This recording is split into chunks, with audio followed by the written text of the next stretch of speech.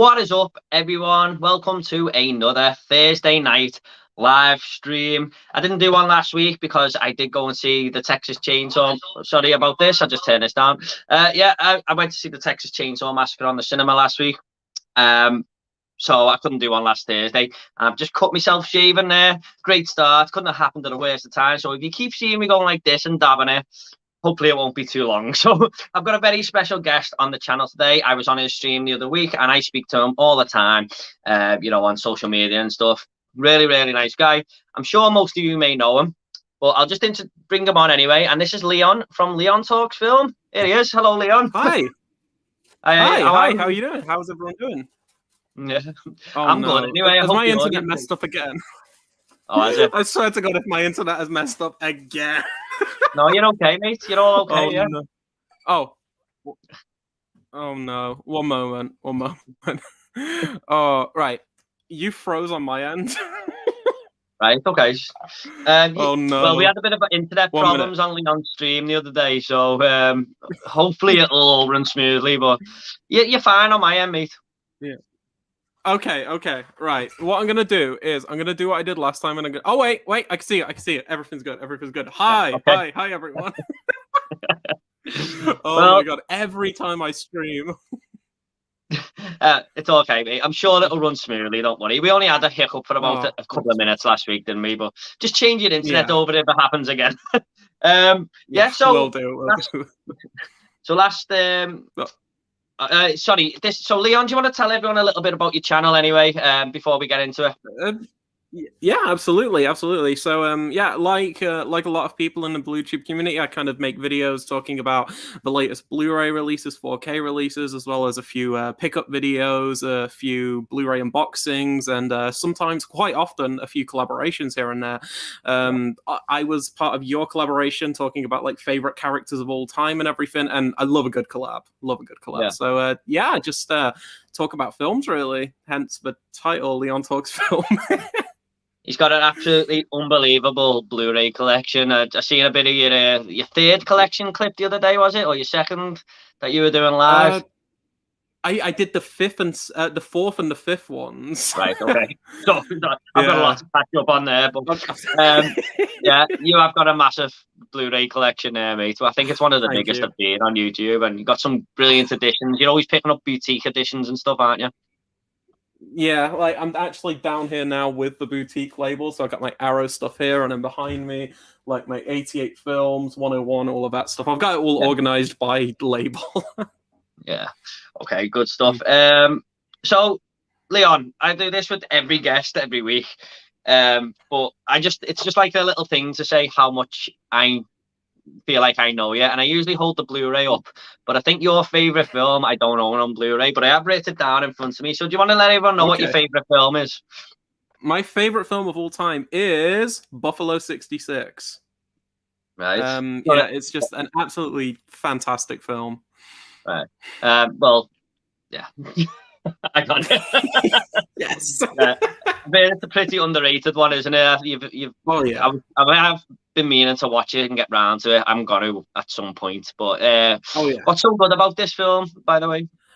For me, the one thing I like so much about it is I went into it not really expecting much. I kind of went in expecting I think it has like a 7 out of 10 on IMDb, and I think on Letterboxd it's like a 3.9. So it's not like the highest rated film ever. I went into it just expecting it to be just like a fine film. I'd give it like a 7 out of 10 or something, and it just kind of connected with me. Like I absolutely love like all of the characters involved. I love the lead character. I love the his like love interest in it, and I just think it's such a fun film to watch over and over again, and it's so detailed and layered that on the 6th, 7th, 8th viewing you're still noticing little details about the characters and little things hidden there, and I just love it. A fantastic film. I hope it gets a Blu-ray release in the UK one day, because it still doesn't have one over here. But it's brilliant. That's the problem with some of these films that not too many people talk about. We don't really tend to get UK Blu-ray releases. So if you recommend a lot of underrated films to people, you can't really get hold of them because they just don't bother with them, do they? But it's the same with my most underrated film, Frailty. I had to get that on Region A. So Yeah, I remember you recommended it on your channel, and John from Mondo Celibate watched it and absolutely agreed Yeah, with you how great it actually is. So I'm gonna have to get around to it. yeah. I, I sent. Oh, sorry. I was gonna say I've read the synopsis and stuff on IMDb and heard your thoughts on it and what you've just said there. So I think it's my type of film. So Yeah. yeah, I think you'd really enjoy it. Like, it's the type of film that I've shown to so many people, and I've never had anyone come back and say they didn't like it, type thing. And I've shown it to like a bunch of people. So yeah, I definitely recommend it. good stuff, mate. I usually ask before we get into the comments: is there anything you've watched lately that you might want to talk about? Anything that stood out to you? Whether it be on TV, a movie, cinema? Oh, actually. Oh. I've got a video coming up on my channel. I'm going to start a new series on my channel called Beating the Backlog, where essentially all of the films that I've got in the collection that I haven't watched, I'm kind of going to do videos where I review like 4 or 5 of them at a time. And one of the latest films I watched from the premium collection, actually, well, there's two. The Omega Man. I don't know if you can see that. Oh, my lighting's so crap. Yeah, it's Charlton Heston. Yeah, it's so good. It's so good. I was really surprised by it. I picked it up in one of those the 2 for 15 sales that they have, and I went into it kind of just expecting it to be fine, and I was just blown away. The first act of this film is amazing. It's just like 30 minutes of him roaming around this like desolate wasteland of like a post-apocalyptic wasteland almost, and he's just like having the time of his life type thing, trying to survive. Oh, it's so good. It's so good. So yeah, I've heard of the movie. Yeah, I have heard of it. Yeah. Oh, it's so good. Yeah. Have you watched anything interesting recently? I went to see Don't Breathe 2 last night on the cinema. Free Guy, which you love. I know you love that film. No. Yeah, we had a big difference of opinion on that one, didn't we? Yeah. Well, the thing is, Go on, sorry, go on. Oh, I was just gonna say, the thing is, everyone's got such like varied opinions in film. So even if it's something that I don't personally like, you might like it, or if it's something I like, you might not like it. But I think that's the fun thing about film, because we can like have discussions about how differing our opinions are sometimes, you know. And it's just great to hear like why somebody loves something versus why somebody didn't like something type thing. I always find that stuff super interesting. Yeah, I feel like sometimes as well, as much as I love a film, when people bring up the points they didn't like, I tend to sort of agree as well, even though, like, when they bring it up, I go, oh, yeah, you're right there. I mean, it doesn't stop me loving a film as much as it did, but I can see the point. There's a guy called Alan Scouser, I don't know if you know him. Yes, Alan's great. He done a review on Midsummer, and he just brought up everything that he hated about it, and I was agreed with him on everything, but it's still a solid 9 out of 10 film to me. So film is subjective, and it's good to hear other people's opinions, of course. That's why we're all in this big community and stuff like that. If we all had the same video, we all done a Free Guy review, and everyone give it an 8 out of 10, it'd be pretty boring, wouldn't it? So so should we just get into the comments, Leon? Oh, by the way, everyone, Leon's channel will be down below in the link in the description. Please get over, give him a subscription, show him some support. I'll leave every guest who comes on here in the comments, but you will not be disappointed. Recently hit 1,000 subscribers a few months ago now, Leon. About a month ago, was it? I think it was about a month ago. Yeah, it's crazy. I have no idea how that many people have subscribed to the channel, to be honest. I just thank you to everyone who's subbed. Yeah, well, you won't regret it. Get over there. So yeah, we'll just get into the comments anyway. If that's okay with you, Leon. Yeah, absolutely. First up, Lauren from Lauren's Collection. Hello, Lauren. Hope you're both having a great day. Yeah, I'm having a good day. Oh, sorry. No, it's all right. Go on, Leon. It's fine. No, sorry. I keep interrupting. I'm sorry. I'm the worst when it comes to that. I do apologize. No, I was just gonna say, yeah, I've had a good day today. That's all. Sorry. Mate, it's okay. By the way, everyone, if I keep going like this, I did explain it at the start of the stream, but I cut myself shaving just before this stream. So sorry. I hope it stops soon, but it doesn't. It's like I'm trying to think of a gory horror film. It's like Saw. Yeah, that just landed. That didn't land flat, did it? Hi, Jordan and Leon. Hope you're well. 2 top YouTubers right here. Hello, Peter. Thanks so much for coming along once again, my friend. And thank you for having you on my stream the other day. Having me on your stream. Are you guys excited for Reminiscence starring Hugh Jackman? This is the view with Drew. Looks an interesting one, this, Leon. Have you seen the trailer? I don't even think I've heard of it, to be honest. What's it about? It comes out this weekend. And you know the way sci-fi movies go to the future all the time? Well, this one goes to the past. So they can really... Yeah, I think they can like relive best moments from their lives. And this woman sort of goes missing. And he goes to the past to find out what happened to her. I think that's the premise. I do think it's going to be one of them that I'm not looking forward to too much, but it's probably going to blow me away because I've heard a few good reviews for it now, and it's got like a high rating on IMDb. Yeah. But it's not my type of film, but I still go and see it. I think I'm going Sunday. But yeah, it releases this week. Yeah, I'll probably see it because Limitless and all that. Like, speaking of this weekend, on Friday actually, Censor finally comes out over here, so I'm gonna go see that tomorrow. I'm really, really excited to see that. I've been waiting for the cinema because it just feels like it'll be so cool to see that film in the cinema. Like, because I remember you liked that quite a bit, didn't you, Censor? I think you'll really enjoy it, mate. It's not your typical everyday horror movie. It's she does a lot right, the director, Prano Bailey Bond, her name is, and the star name, Neve Algar, she's great. She's a really good protagonist. But because it plays with the video nasty editor and stuff, that was something I was really interested in back in the day. So I don't know if I think you are, aren't you? Oh, 100%. Like, your favorite. Where is it? Oh yeah. oh yeah, your favorite. Oh, yeah. Have you switched the cover around, have you? I have, yeah. I switched the cover. I've still got the comic book style thing on my one, you know, with like 5 different pictures or something. Yeah. 5 reasons not to watch this film. Yeah. But by the way, Island of Death is a movie that I really don't like, but Leon does. So, like, again, we're subjective.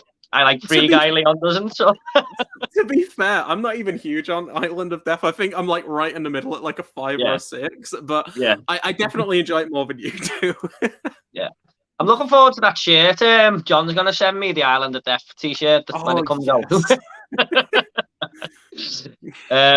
4K Baker, Titans of the YouTube. Hi guys, hope you're all good. Thank you so much, Phil.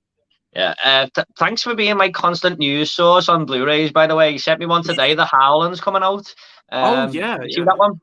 Yeah, I've got the pre-order already on Amazon. I can't wait. I've never seen The Howling before, but I've got it pre-ordered. It's part of the like Studio Canal, like the big box sets that they do, you know, like the Flash Gordon one and everything. And every time they've released one of those box sets, it's always been great. So I have complete faith in them doing a good job. And I'm just excited because I've heard The Howling's actually really good. Yeah. I've heard it's a good werewolf movie, but again, I haven't seen it like you. I think there's like 6 of them, isn't there? Yeah, there's so many sequels. I know Arrow have released the second one, I think. I think they released the second, but I've not heard if any of the others are any good or not. It's a really nice set, to be honest. It's irreversible Studio Canal. It is, yeah. But Studio Canal above it, so... Yeah, that's a nice set. A collaboration of sorts. Yeah. So yeah, I think I'll order The Howland, to be honest. I'm in this thing now, Leon. I'm like you. I've started pre-ordering things, and I'm going down a very dangerous road. So like spending like 50 quid every week on a new pre-order. So I mean, that's wasting money, isn't it? Yeah, my pre-order for the Cat O' Nine Tails from Arrow, the 4K set, that was dispatched today, and I'm just like, oh god, I completely forgot I even pre-ordered it. And then I just got the email. It was like, your Arrow order has been dispatched. I'm like, oh shit. Yeah. Well, what I've done, mate, as soon as I ordered the damn thing, I just put it away in a different account. So when it does come out, I'm fine. But yeah, I can't even remember some of the things I've ordered, what dates they're coming out. They could be coming out tomorrow, for all I know. Molly Megan Photo, that's my sister, by the way. Hello Molly, thanks for coming along.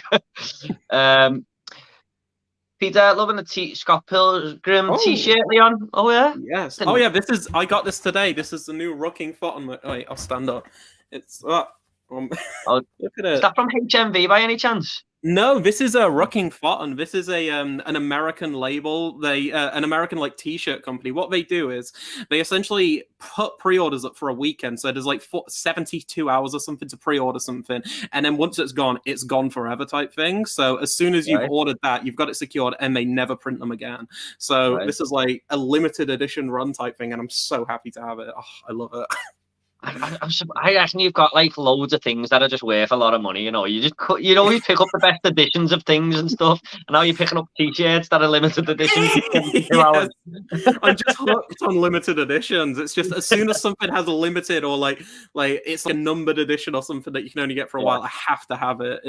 I think it's a blessing and a curse at the same time because I'm just spending too much money, but at the same time, I'm just so happy I got it. At least it's on things that you love relating to film and stuff, mate. I mean, you could just be, I don't know, spending it on anything, couldn't you?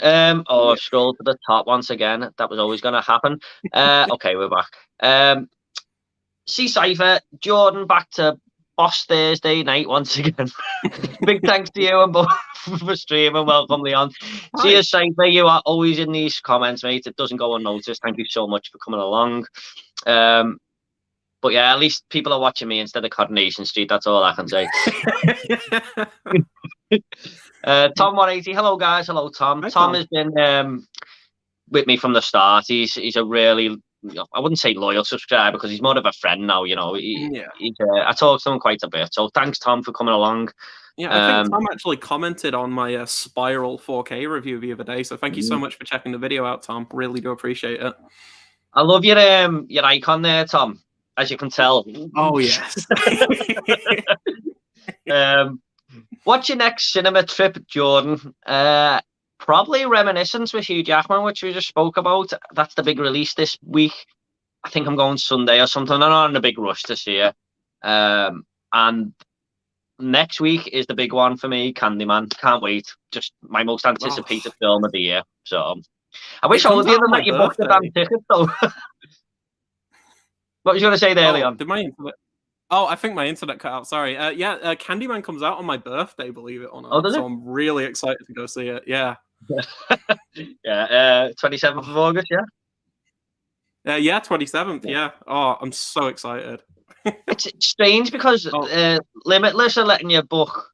You okay there? Limitless I thought your internet froze. You okay? Oh yeah, I think my internet just froze then for a sec. Sorry, but what I'm gonna do is, if this happens again, I will switch the internet over. I do apologize. It's okay, mate. It was only for like a second.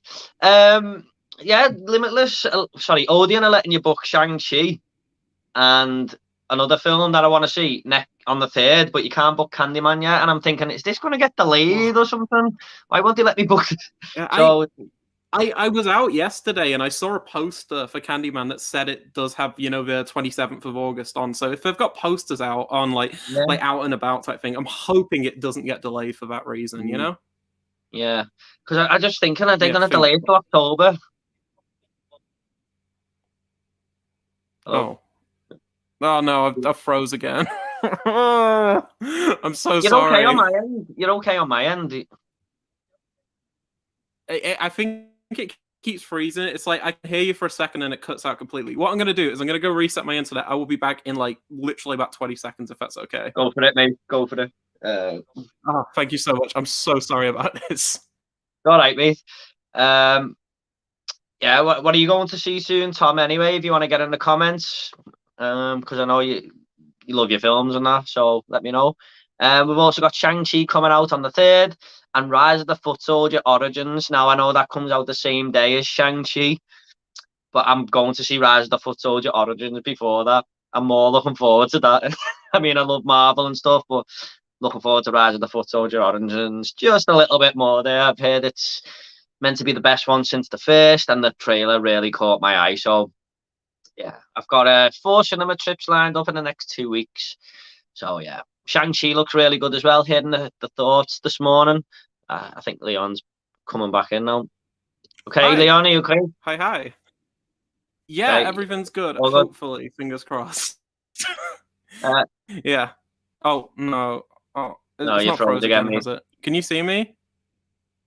I can see you, but you're really, staggering a little bit. It's all right. It should be fine. This is I swear to God. Wait, I can see you. I can see you. Everything's good now. Everything's good. I apologize to everybody in the stream. You're a little bit blurrier than before, though. Okay. Maybe let me switch to the other one. Wait, can you see me now? Is everything okay now? It's a little bit blurry still, mate, but just move about a little bit. Okay, 1 minute. Okay. Just having a few technical issues with the internet. We'll be okay in a minute, guys. This happened the other day on stream. Hi, is that better? It looks the same, mate. Oh yeah, it's clearing up now. Yeah, that's fine. Oh, no, that's fine. Thank God. Oh, there we go. Yeah, sorry about this, everyone. It's a little bit better. You're fine. No, you're fine. Okay, so what about you, Leon? Have you got any cinema trips planned then in the next week or two? Oh, apart from Candyman. Censor and Candyman, I think, are the only two. What else is coming out? What else is coming out in the next few weeks? I'm looking forward to Rise of the Foot Soldier. I don't know if you've heard of this movie. I've never seen any, but I know that didn't you tweet you did your video reaction, and didn't the director actually see that? I think you said, and one of the cast members as well. Yeah, that's awesome. That's so good. So I was really happy with that. But then the franchise, the first one's really good, and it does get a bit. They're very average films, but apparently this one is meant to be really back up there again from the early people, from the people I've heard who have seen it and stuff. So I'm looking forward to that. I'm actually going to see that before Shang-Chi. So. Okay. Yeah, fingers crossed it's good. Hopefully it's good. But yeah, I think. I don't know what else is coming out. I don't know if there's anything that's really kind of hooking me right now, anything that I'm sold by from the trailers. But what I usually do, I think Odeon usually updates the listings on a Wednesday or something. So I usually just check on a Wednesday to see what's coming out in the next week or two. So but Censor and Candyman are the two that are definitely on my radar right now. And also, actually, there's another one, but I need to actually find out the name of it. It's have you ever seen the VHS movies, the horror anthology films? No, I know what they are though. I've heard them. There's two of them, isn't there? Yeah, there's two. Well, there's three actually. I think there's three anyway. I can't remember. I know there's two good ones, but one of the directors of one of the shorts actually has a horror film coming out, and I think it comes out on Friday as well. I'm just gonna check now. I think it's called The Night. Yeah, it's called The Night House. It comes out. Yeah, so I might go see that as well, just because I like the director David Bruckner. He made that horror film that was a Netflix original in America called The Ritual. I don't know if you've heard of that. The Ritual. That's not the one where they're walking through the woods, is it? Yeah, it's the Woods one from about 2-3 years ago. Yeah. Did you ever see that? Is it? Are they British? Yes. Yeah, I've seen it. Yeah. Oh, I really like that film. So I'm very excited to kind of see what he does next, type thing. I just didn't like that film. Oh. Sorry, but no, I heard a lot of people did like that. I just was like, really? Sorry about that. Oh no. Honestly, I do think that the last third is probably the best third. Where no spoilers, but where everything kind of kicks off towards the end, and I really like the ending. But I do think the first half can drag a bit at times. So I completely get criticisms of the film.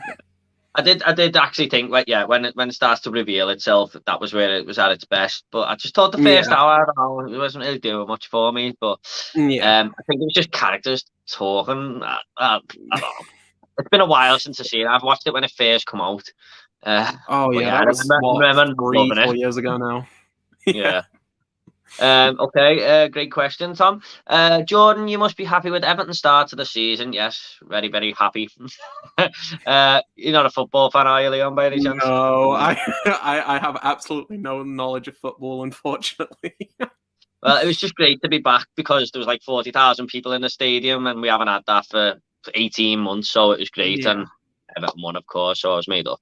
And Leon, of course, we've just asked Leon. He forgot about you there. No worries. Have you seen The Loved Ones from 2009? No, I don't think so. If Leon hasn't seen it, then I definitely haven't seen it because he watches way more movies than me. I haven't even heard of it.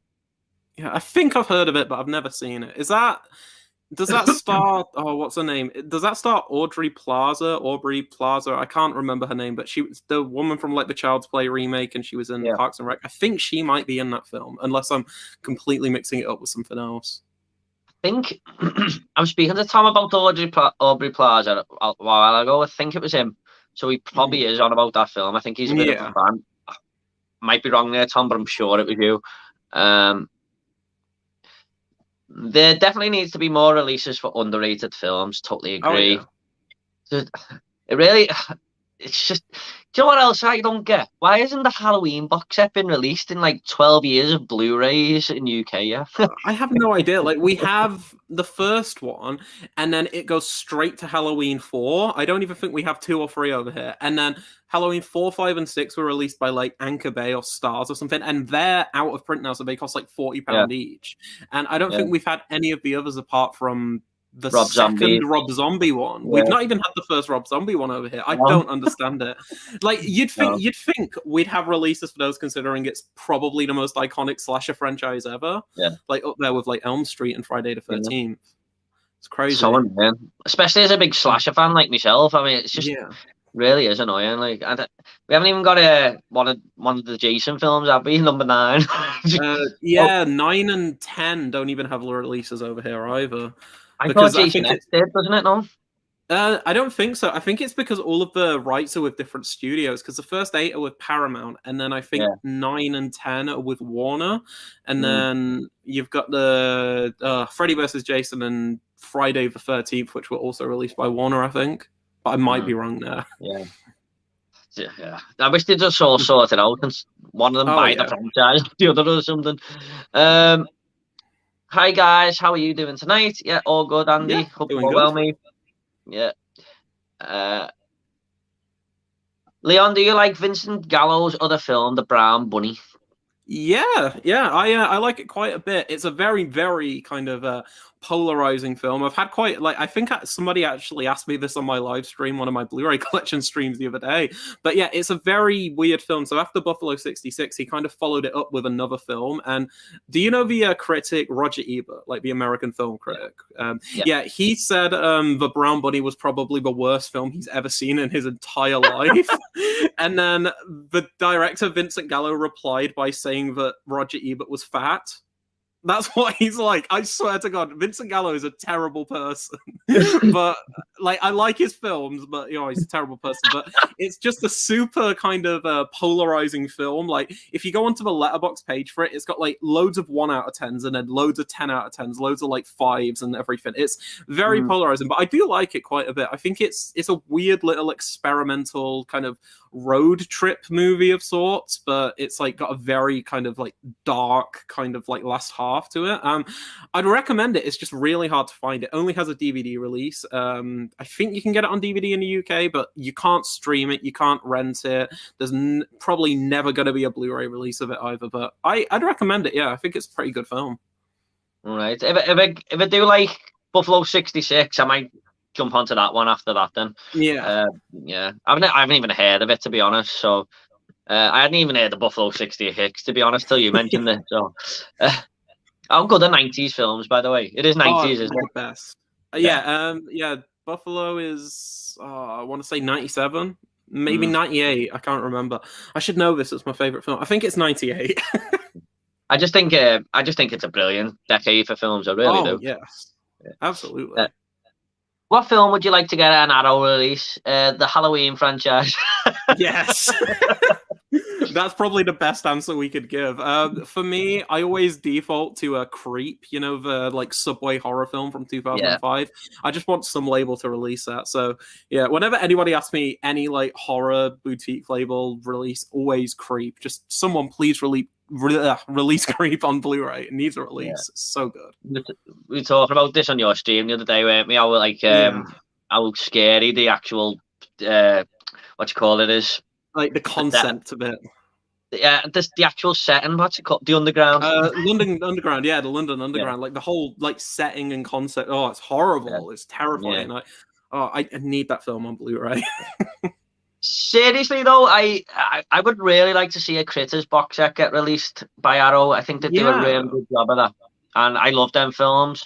I still haven't seen the second one. I've seen the other three, and I really want to I really want to own them on Blu-ray. And I don't. I'm not really one of them who goes Region A too many times. So I think I'm gonna have to start doing it though, because I'm just waiting forever for these releases. So, but Oh, sorry. Do you have a no, I was gonna multi-region say, player now and everything? yeah, I've got. Oh, I that's think awesome. the PS5, my Xbox One is Region 3. I think. I was a Yeah. player. I have got a few Region 3 films, and yeah, only a couple though, and they do work. So, Okay.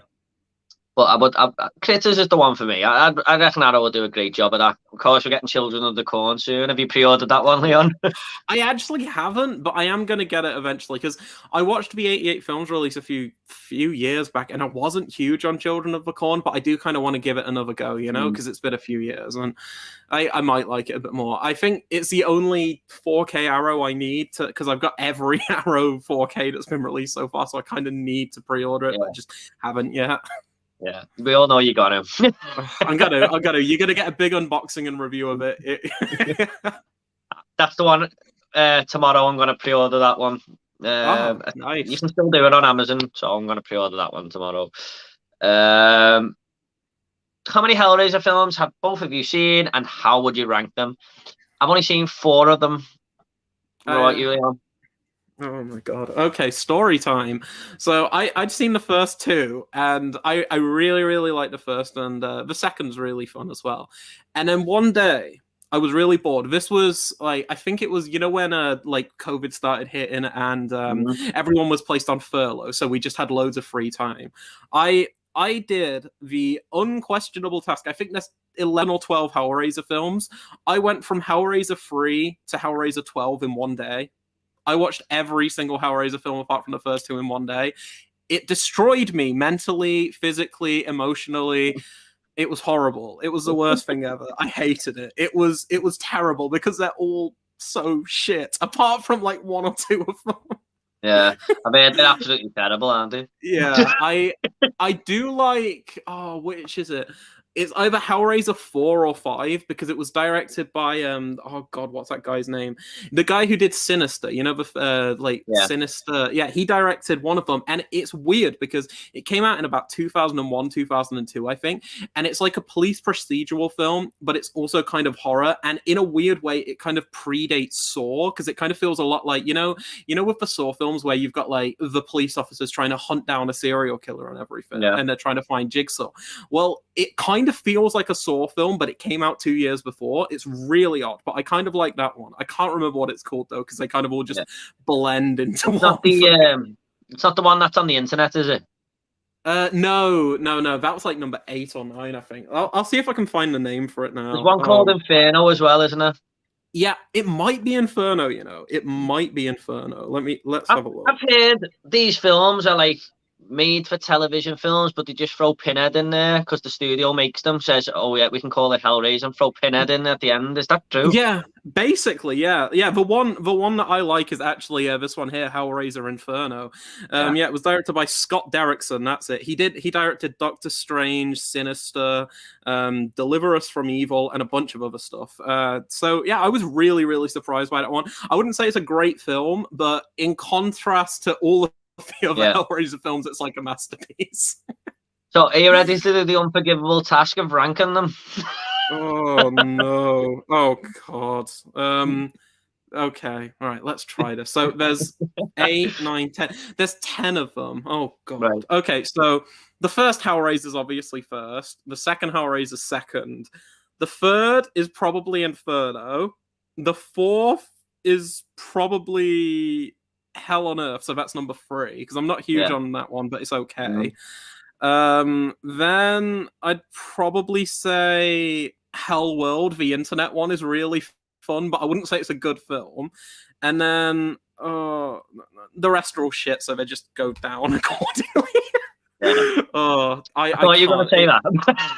Yeah, I couldn't. They just blend all together for me. To be honest, I'm really sorry about that. I feel I've seen the first 4, and I feel like it just gets worse as it goes on. So it's 4, 3, 2, 1 for me. Although 3 and 2, there's not much in it. I did enjoy both of them, but the first is by far now the best. Oh, It's 100%. different level to 2 and 3, in my opinion. And 2 Yeah. and 3 aren't far off. I thought 2 was a little bit hard to get my head around a little bit, and the third one was a little bit more simplified. But Yeah. with that whole labyrinth thing in the second one and stuff. But Bloodline, didn't like that one at all. No. Well, that was a terrible movie. Yeah. So there you go, Cypher. We've done our best with that one. Buffalo 66 to Sandy from Forgotten World of Movies. Buffalo 66 is great. I just love movies that have bowling scenes in them for some reason. Yes. I'm guessing you're a fan of Big Lebowski as well, Andy. Classic But film. Andy's seen a lot of films, you know. He surprised me how many films he's seen. But yeah. Are you a fan of bowling movies, Leon? I wouldn't say bowling films, but like Forgotten World of Movies said, like films with bowling and stuff, like The Big Lebowski, for example. I can't think of a film with bowling that I don't like, but I don't know if I like bowling movies, if that makes any sense. But yeah, The only I think bowling he's right. movie I can actually think of that's based on bowling is Kingpin. I've never seen Kingpin. Is it any good? I watched it years ago. It was okay, yeah. I quite enjoyed it. Just a decent little comedy, but I must have been about 14 when I watched it. I'm 33 these days. So, favourite Malcolm McDowell film? I've got a feeling we're both going to have the same answer here, but Clockwork Orange? Clockwork Orange. It's got to be on it. Yeah. I mean, to be fair, I do kind of like him in the Rob Zombie Halloween films. I don't know if I can't even remember if he's in the second, but I do like him in the first. Like, I think he works quite well as a Dr. Loomis. I think he's pretty good in a Halloween. Like, I don't hate the Rob Zombie Halloween like most people. I think it's all right. Yeah. To be honest, I like both of them, to be honest. I mean, I think the first is slightly better than the second, but a really good film with Malcolm McDowell in is Gangster Number One. Have you seen that? No, but I do have that. I picked that up based on I think you mentioned it on one of the streams, and it was do you remember a few months ago when Amazon had that huge sale where everything was like £2 for Blu-rays and stuff? Yeah. That one was in the sale, and I got that for like £1.90 or something. So I've got it. It's just in my watch list. Like I can't wait to check it out. I think that'll be the best 190 you've ever spent, mate. It's a really, really good British gangster film, actually. I used to watch it on repeat all the time. So, yeah. Paul Bettany as well is in that. You know, Vision, obviously. Oh, yeah. And he's just a really sinister character. It's like totally different to Vision from WandaVision. So, yeah. John, what's going on with James Rodriguez? I really wish I knew, mate. I hope he stays, but this is an Everton question, Leon. But yeah, hope he stays, but I want to see him live. So, the worst shaving scene, oh yeah, because of me shaving, in a film has to be the girl in the bathtub in Cabin Fever. I haven't seen this movie for a long time. Can you remember this scene, Leon? I can't. For me, like, I don't know if this actually happens, but no, it's not shaving. I was going to say the scene in Poltergeist, but he's not shaving in that scene. He's just like picking at his face, isn't he? Yeah. But I can't think. I can't remember Cabin Fever that well, to be honest. It's been a while. I think it's the best Eli Roth film, but that's not saying much. I haven't seen it for a while. I don't remember that scene. I'm sorry, Fleece, but I remember parts of the movie. Just don't remember that scene, and I should do. It sounds like it's probably the best scene in the film, but I'm sure I've seen a film with someone shaving and the skin falls off. I can't quite remember what it is. I'm trying to think if there is like.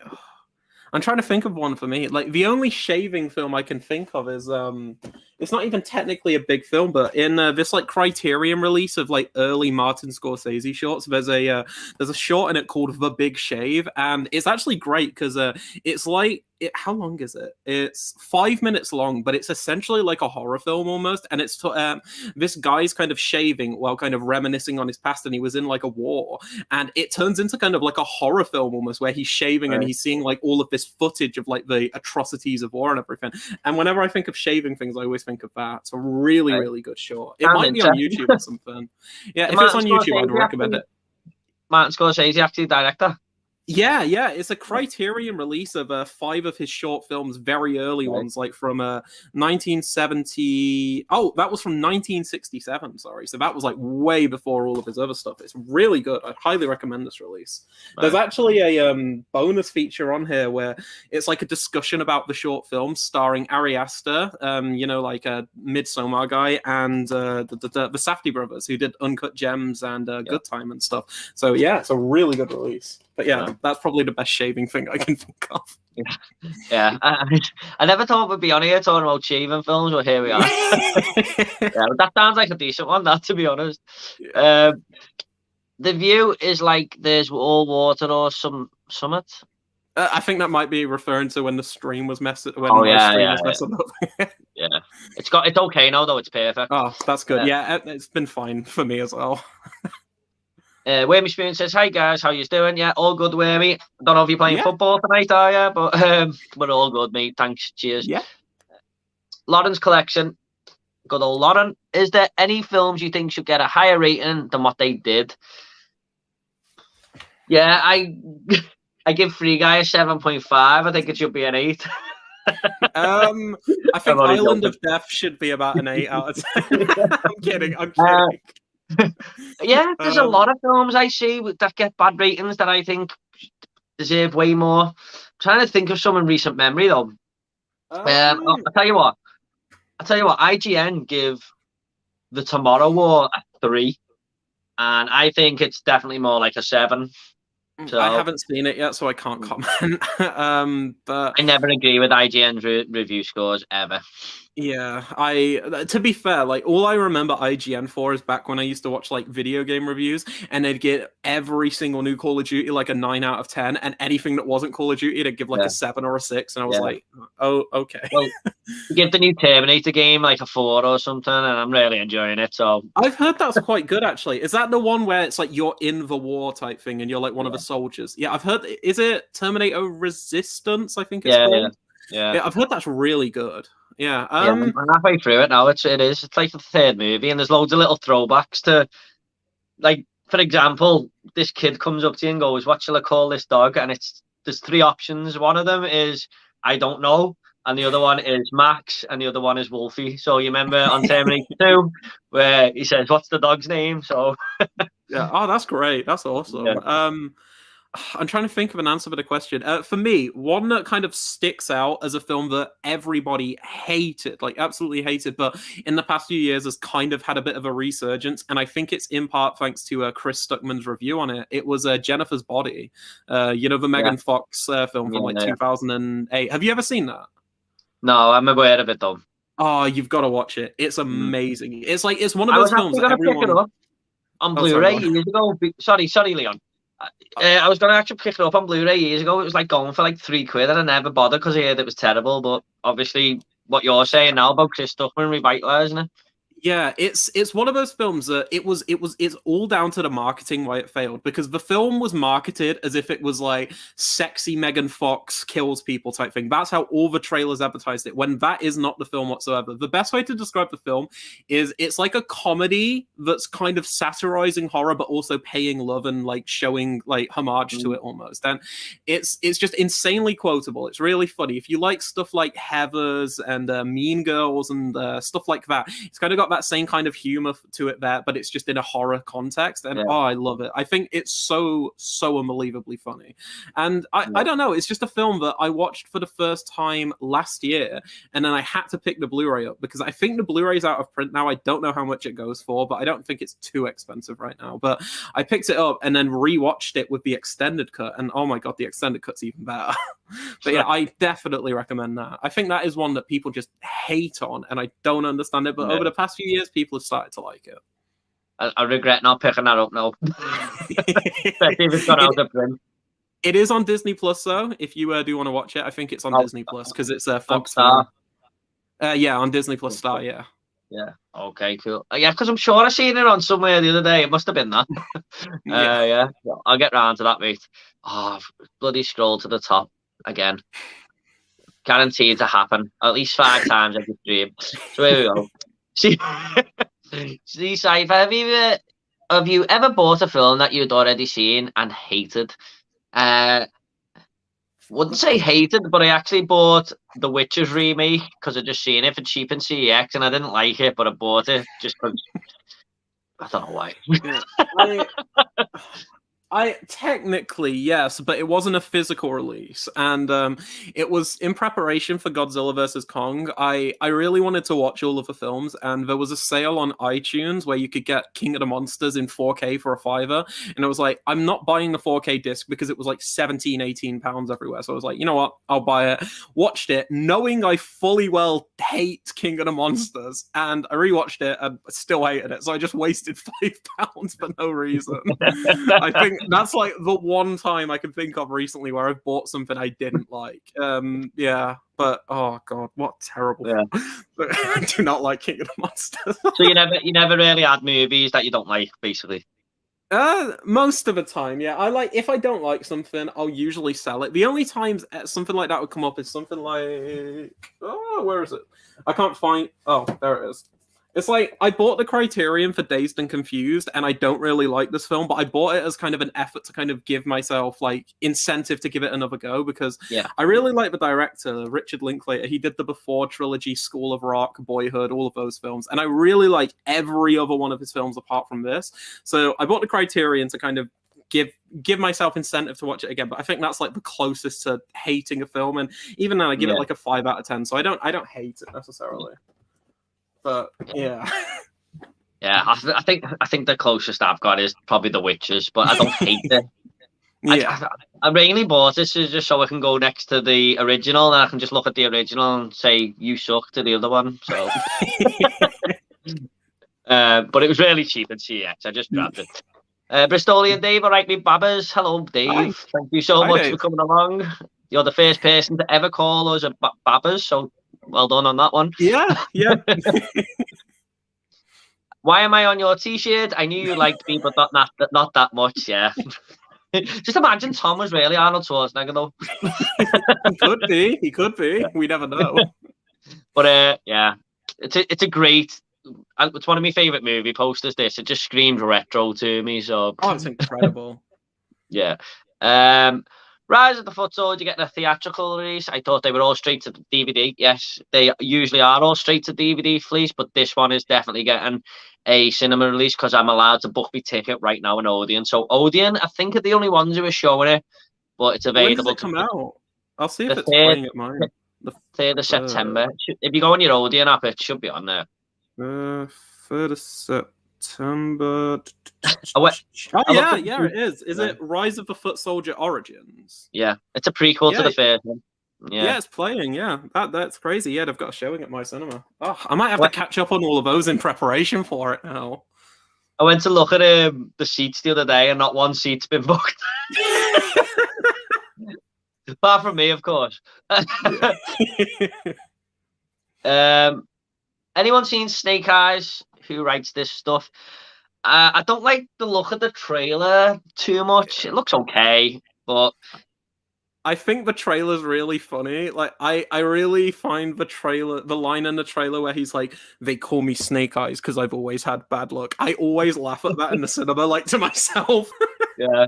Have you seen the trailer? Like, he says that. Does he say that midway or something? But at the very start of the trailer, it just says Snake Eyes.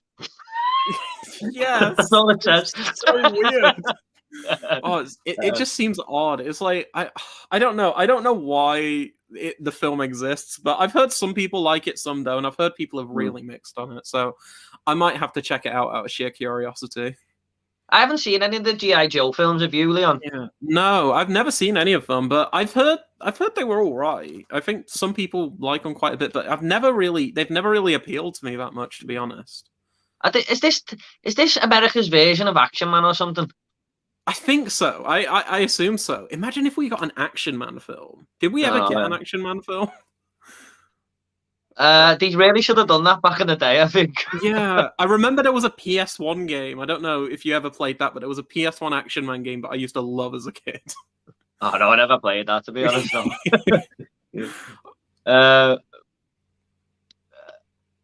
PS1 had some mad games, didn't it? Oh, so good. Last ones I've seen are Suicide Squad and Free Guy. Next one I'm really looking forward to is Halloween Kills. Yeah, I think Halloween Kills and Candyman are the two that I'm really looking forward to the most. Are you excited for Halloween Kills, Leon?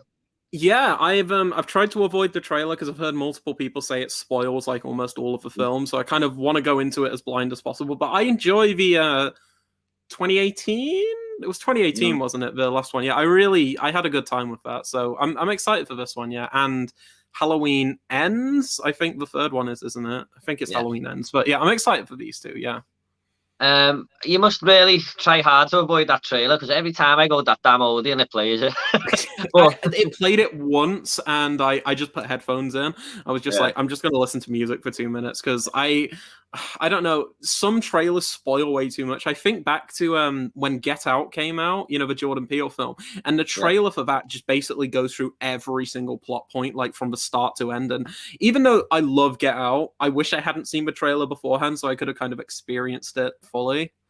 So yeah, I do try to avoid trailers for like horror films most of the time, just to like avoid all of the like scares in the trailer, you know? Yeah. I know I've seen about like 10 people who are gonna die in this one, so but I love watching the trailer. The music gets me every time. I love the Halloween music and stuff. But it's so good. Like, my cousins like you, me and him went to see the Texas Chainsaw Massacre last week. I know you went yourself, but trailer came on for Candyman, I think, and he sat there like this. I had to like tap him when it was over. But that was brilliant though. Seeing Texas Chainsaw in the cinema was just oh my days. Great, wasn't it?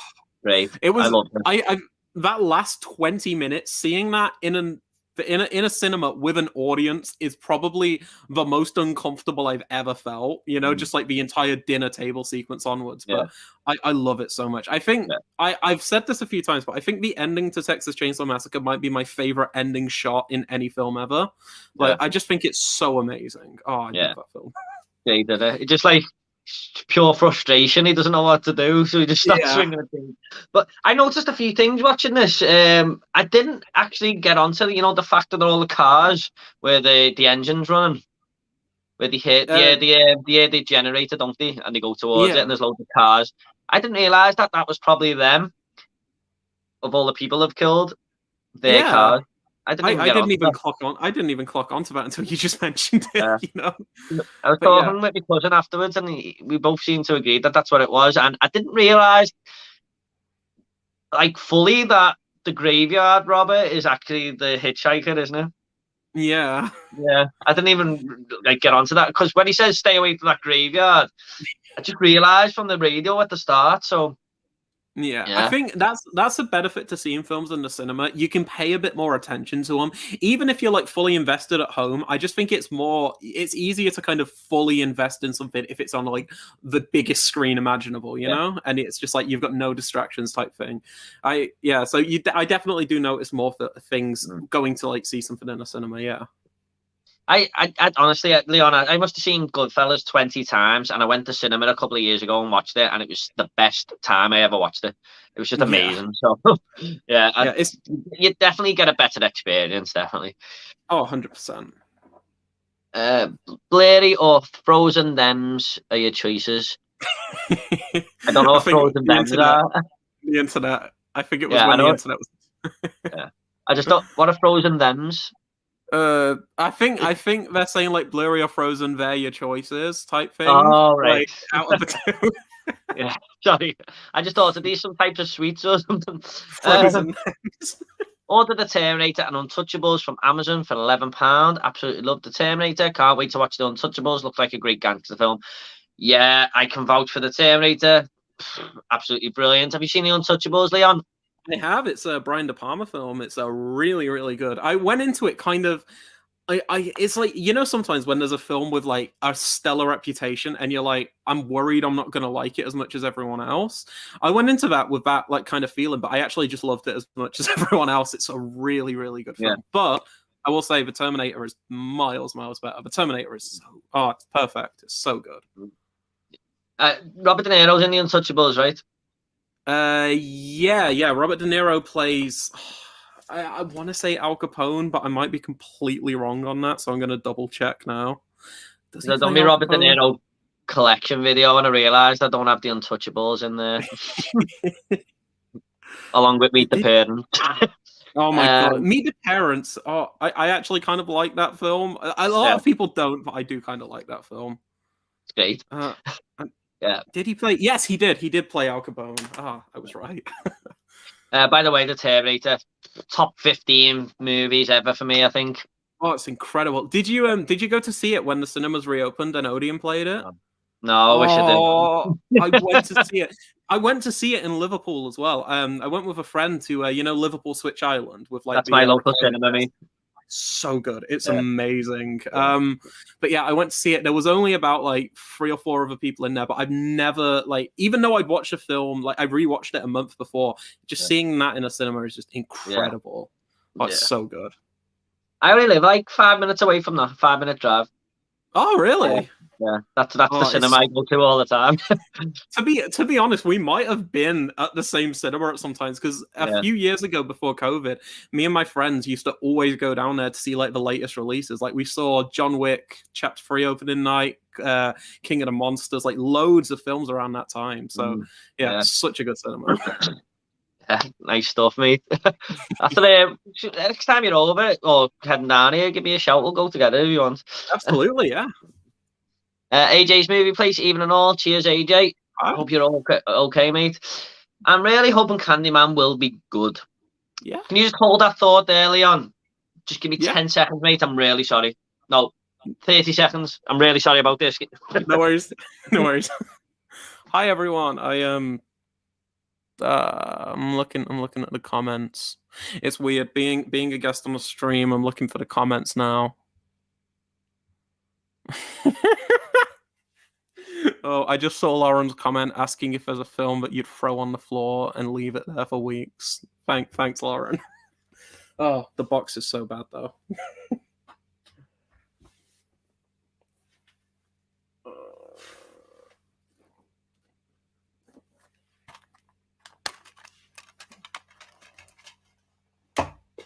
No, I'm trying to find a way to put Island of Death there for Jordan.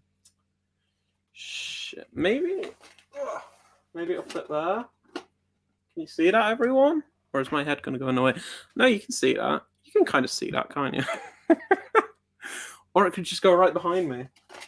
That would make more sense. There we go. Yeah, right. I'll move the chair to the side a bit as well, so he can like fully see it when he comes back, and he knows that Island of Death is just waiting for him there. Oh, bloody Island of Death. Yeah. Here I am. Hi. I'm really sorry, everyone. I'm No really worries, sorry. No, I took the time to have a bit of a what do you call it, background change. I don't know if you noticed anything. Oh yeah. Cheers. You know what? No problem. Let's do it. Hey, should we just do it? I'll have the other cover so everyone can see. Okay.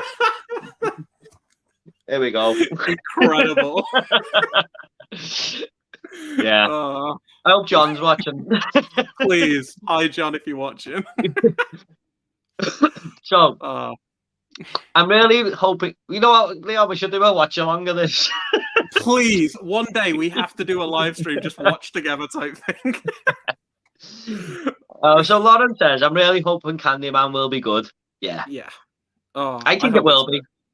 Yeah, I mean, I've heard the director. I've never seen the director's other work, but she's apparently made like another film that was really, really good. So I'm probably going to check that out before Candyman. But yeah, I'm based on the trailer. I think I've seen the first trailer for it. It looks really good. It looks like it's kind of doing its own thing while still kind of, I don't know, like respecting the original, you know, like Halloween did a few years ago, Halloween 2018.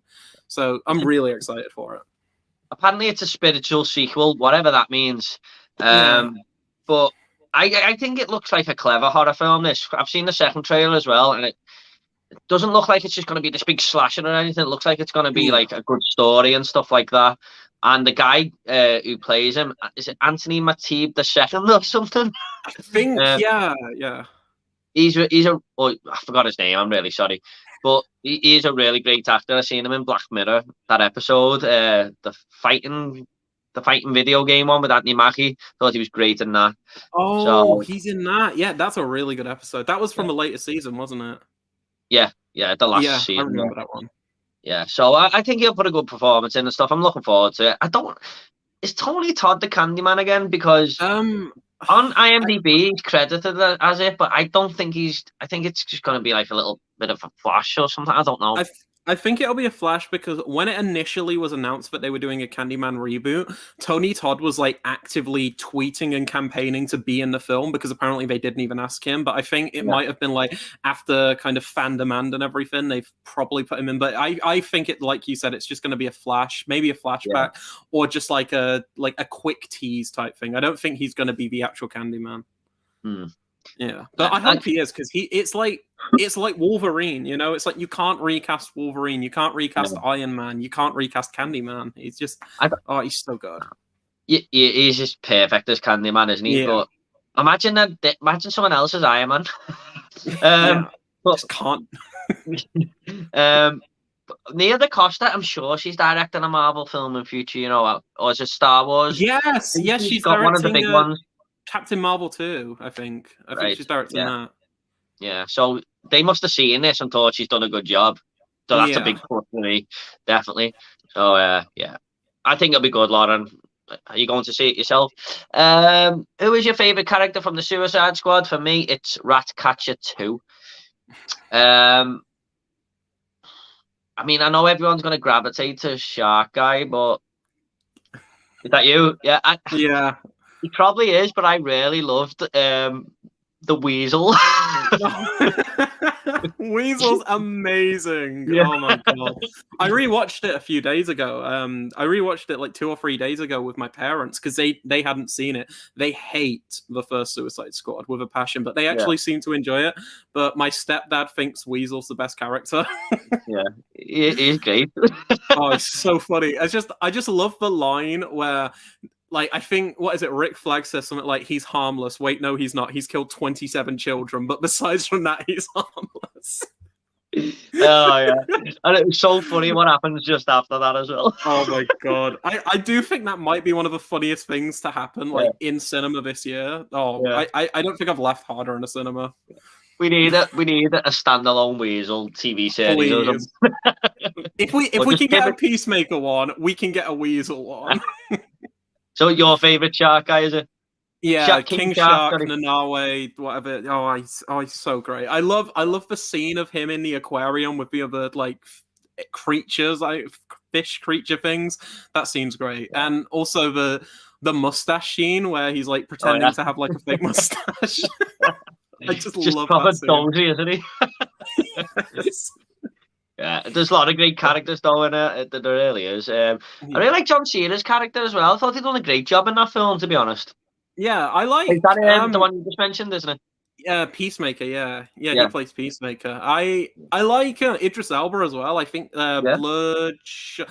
Is it Bloodshot? Bloodsport. Sorry, I get those two mixed up. Bloodshot and Bloodsport. We had this last time, I think, on the stream. I got Bloodshot and Vin Diesel film mixed up.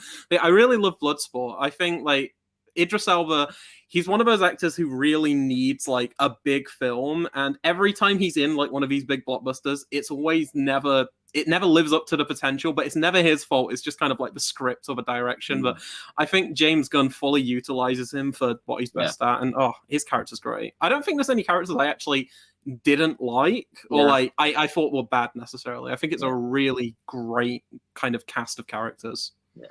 I love the way he brought Idris Elba in, and she even says to him, you're the one who's got to keep these grounded and stuff. And he's meant to be the more sensible one, but there's a scene where they go and break someone out of somewhere. I won't spoil it too much, but he does this weird sneaky walk. Did you see it? It's like... Oh my god, I couldn't stop laughing at that. Oh, it's so funny. There's so many great jokes in that film. It is. It's hilarious. Watching a movie called Tokyo Gore Police. It's absolutely insane. Sounds like it. I've heard of that. I've never seen it, but I've always heard of that. I've always wanted to check it out. Yeah, that sounds like my type of film, to be honest. Hello, Winslow. Thank you so much for coming along, my friend. Can you believe an hour and 5 minutes has passed? That's flu. No, that's crazy. Tom 180, have you seen The Night Comes for Us? Might be the most violent film ever. This is the new one on Netflix, I believe, isn't it? Is it like an action film? Yeah, I think it's like an Asian film or something. Yeah, Someone was telling me how violent this was. Yeah, I've Was it heard of Tom, this. I've was it? not seen it. Mm. Yeah, I've heard it's quite good as well, to be honest. I think Yeah. it's that one anyway. I seen the trailer for it. Looked interesting, to be honest. Looked quite good, but no, I've not seen it yet, Tom. It can't be more violent than Hobo with a Shotgun, though. Surely not. God, I really want to rewatch it. Speaking of, a question: did you watch it? Did you watch Crank 2? Not yet, so it's on my list, only on. It really is. It is on my list. So good. I'm nearly done with these unwatched movies, and I'm going to get right onto all that. So yeah, I will not forget. Don't worry. Watch Mike Leigh's Secrets and Lies today. It was fantastic. The Criterion looked great, although the supplements are a bit bare. Highly recommend it. You heard of this one, Liam? Yeah, it's from the director of you know, the one I was talking about last week, the other week, Naked, that Criterion have picked up. It's from the same director. I've never seen it, but I've heard it's really good. My mum really likes it, so I might have to check it out sometime. Secrets and Lies, that is. Do you own it? No, I don't own it. Yeah, I think I might have to pick it up soon. I don't know if my mum was right in saying this, but I think she said Viola Davis is in it. You know, from the Suicide Squad. Because I think she said it. I might be completely wrong, so please, Winslow, tell me, is Viola Davis in that, or was my mum talking a bunch of crap? the most evil woman in the world on that Suicide Squad there. Oh, God, yeah. She gives such a good performance in that film, honestly. Yeah. She's great. All right, Tony. Thanks so much, mate, for coming along. Top man. Yeah, Tony's brilliant. Yeah. I've seen The Loved Ones. Really good movie. It's a horror. Okay. Oh, I think I know what this film is. My mate was telling me about it. He said it's like an underrated one. I can't remember the premise now, but I remember him telling me about it. His name's Alan. He was telling me about it a few months ago. Yeah. He said it's really good, so yeah, I have to get on that one. No, it doesn't star Aubrey Plaza, but The Loved Ones is a brutal film. Check it out. Okay, I'm gonna have to check this one out then. I don't know what I'm getting confused with, but I know there's a film with a similar title starring Aubrey Plaza, so I was thinking it was her, but I was wrong. I when I said I hadn't heard of it, now it's come back to me now because my mate was telling me about it a while ago. Have you seen the original Swedish with the girl with the dragon tattoo series? Yes. That was literally just as soon as I saw that, I was like, "This is perfect. It's right now." Yeah, I've seen the first one. I think the first one is definitely the best. I prefer that one over the David Fincher one as well, in all honesty. Oh, really? Mm-hmm. Yeah, I think they're kind of like on the same level for me. I love what Fincher does with it. I kind of wish he was able to kind of do the other two films as well. I would have loved to see how they panned out. But yeah, I've only seen the first, like the original Swedish one and Fincher's remake, and the girl in the spider's web, was it? The one from a few years ago. What's all that about it? It's so, right. Tell me if this makes any sense to you. So the first Go Over Dragon Tattoo remake, the David Fincher one, didn't do that well at the box office. So Sony were like, yeah, we're not going to continue making like 2 and 3. What we're going to do is we're going to reboot it, but it's not a reboot. It's a continuation of the David Fincher one with a new cast, new characters, and they adapted like the 5th book in the series. Does that make any sense to you? No. They just adapted like a random book that wasn't even written by the guy who did the first like trilogy, and I don't get it. I don't get it whatsoever. It's a really bad film, by the way. I was really. Correct me if I'm wrong, but I don't think that done too well either, did it? No, that one bombed as well. Yeah. Sony are confusing. I remember seeing that, like, Odeon was saying you can come early for it and stuff. And I was like, what is this? I think I actually went to the limitless screening for that, you know. Yeah, yeah, I didn't. Yeah, but I do like the 3 movies. I do think the first one's the best though. So, but the other 2 aren't bad. I can't wait for the Scream Factory 4Ks of Halloween to come out. Yeah, They're gonna be I'm so like good. that whether to order them. I don't know. You, Liam? What about you? I haven't pre-ordered them yet, but I need to get on it soon. I think I'm gonna check how my finances are when I get paid. Because I made a purchase today. I shouldn't have made a purchase, but I made a purchase. You might have seen it in the group chat. If you I might have. For some reason, I decided. Now, hear me out. I'll explain why. But I bought this. Oh no, I didn't see you put that up, Leon. Sorry. Yeah. I bought a Series S because I kind of want to trial out like what games are like with this SSD. But I went halves on it with my brother, so it only cost me £125, but that's still quite a bit of money. So if I'm okay at the end of the month, I might pre-order the Halloween ones. I think because Yeah, there's I think just they're so going to much cost coming about out. the same price, aren't they? Oh god, they're so expensive. They're like, Yeah. I think it's like £30-40 per one, which Is is it? something like that. I don't know if it's 40. I think it's about £32 each or something crazy. So I'm gonna have to pre-order them soon. But I'm only getting the first three. I'm not getting 4 and 5. I only really like the first three, to be fair. No, it bugs me though. Why can't they just do the 6th one as well? I don't get it. I don't get it. I just maybe like I was gonna say maybe the licenses are up in the air, but I'm pretty sure they're all owned by like the same people, like past like 4. Anyway, it's really confusing. Maybe it's something to do with the actual cuts because there's 2 big heavily cut films for that one, isn't it? There's like 2 Yeah, different versions that are like totally different or something. There's a like big difference. the producer's cut or whatever it's Yeah, called. Yeah, yeah. Maybe that adds. I don't know. They could have just put possibly. bump Yeah, on though. true, But yeah, I true. would like to get them, Lauren. Like I said, I'm one of them with Region A titles. I'd rather just have a big box set of all the Halloween films, to be honest. But yeah, they are very nice. They love the artwork on them, especially the one with Nicolas Cage on.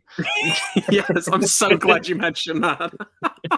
No, but Is they that are. Halloween 4 or 5? I think it's one of the last ones. Yeah, I think it's 5, but they are really nice additions. Don't blame anyone for ordering them. They look great. The Halloween releases over here annoy me. I need a complete set or somewhere to get one from a decent price. Yeah, I agree, Dave.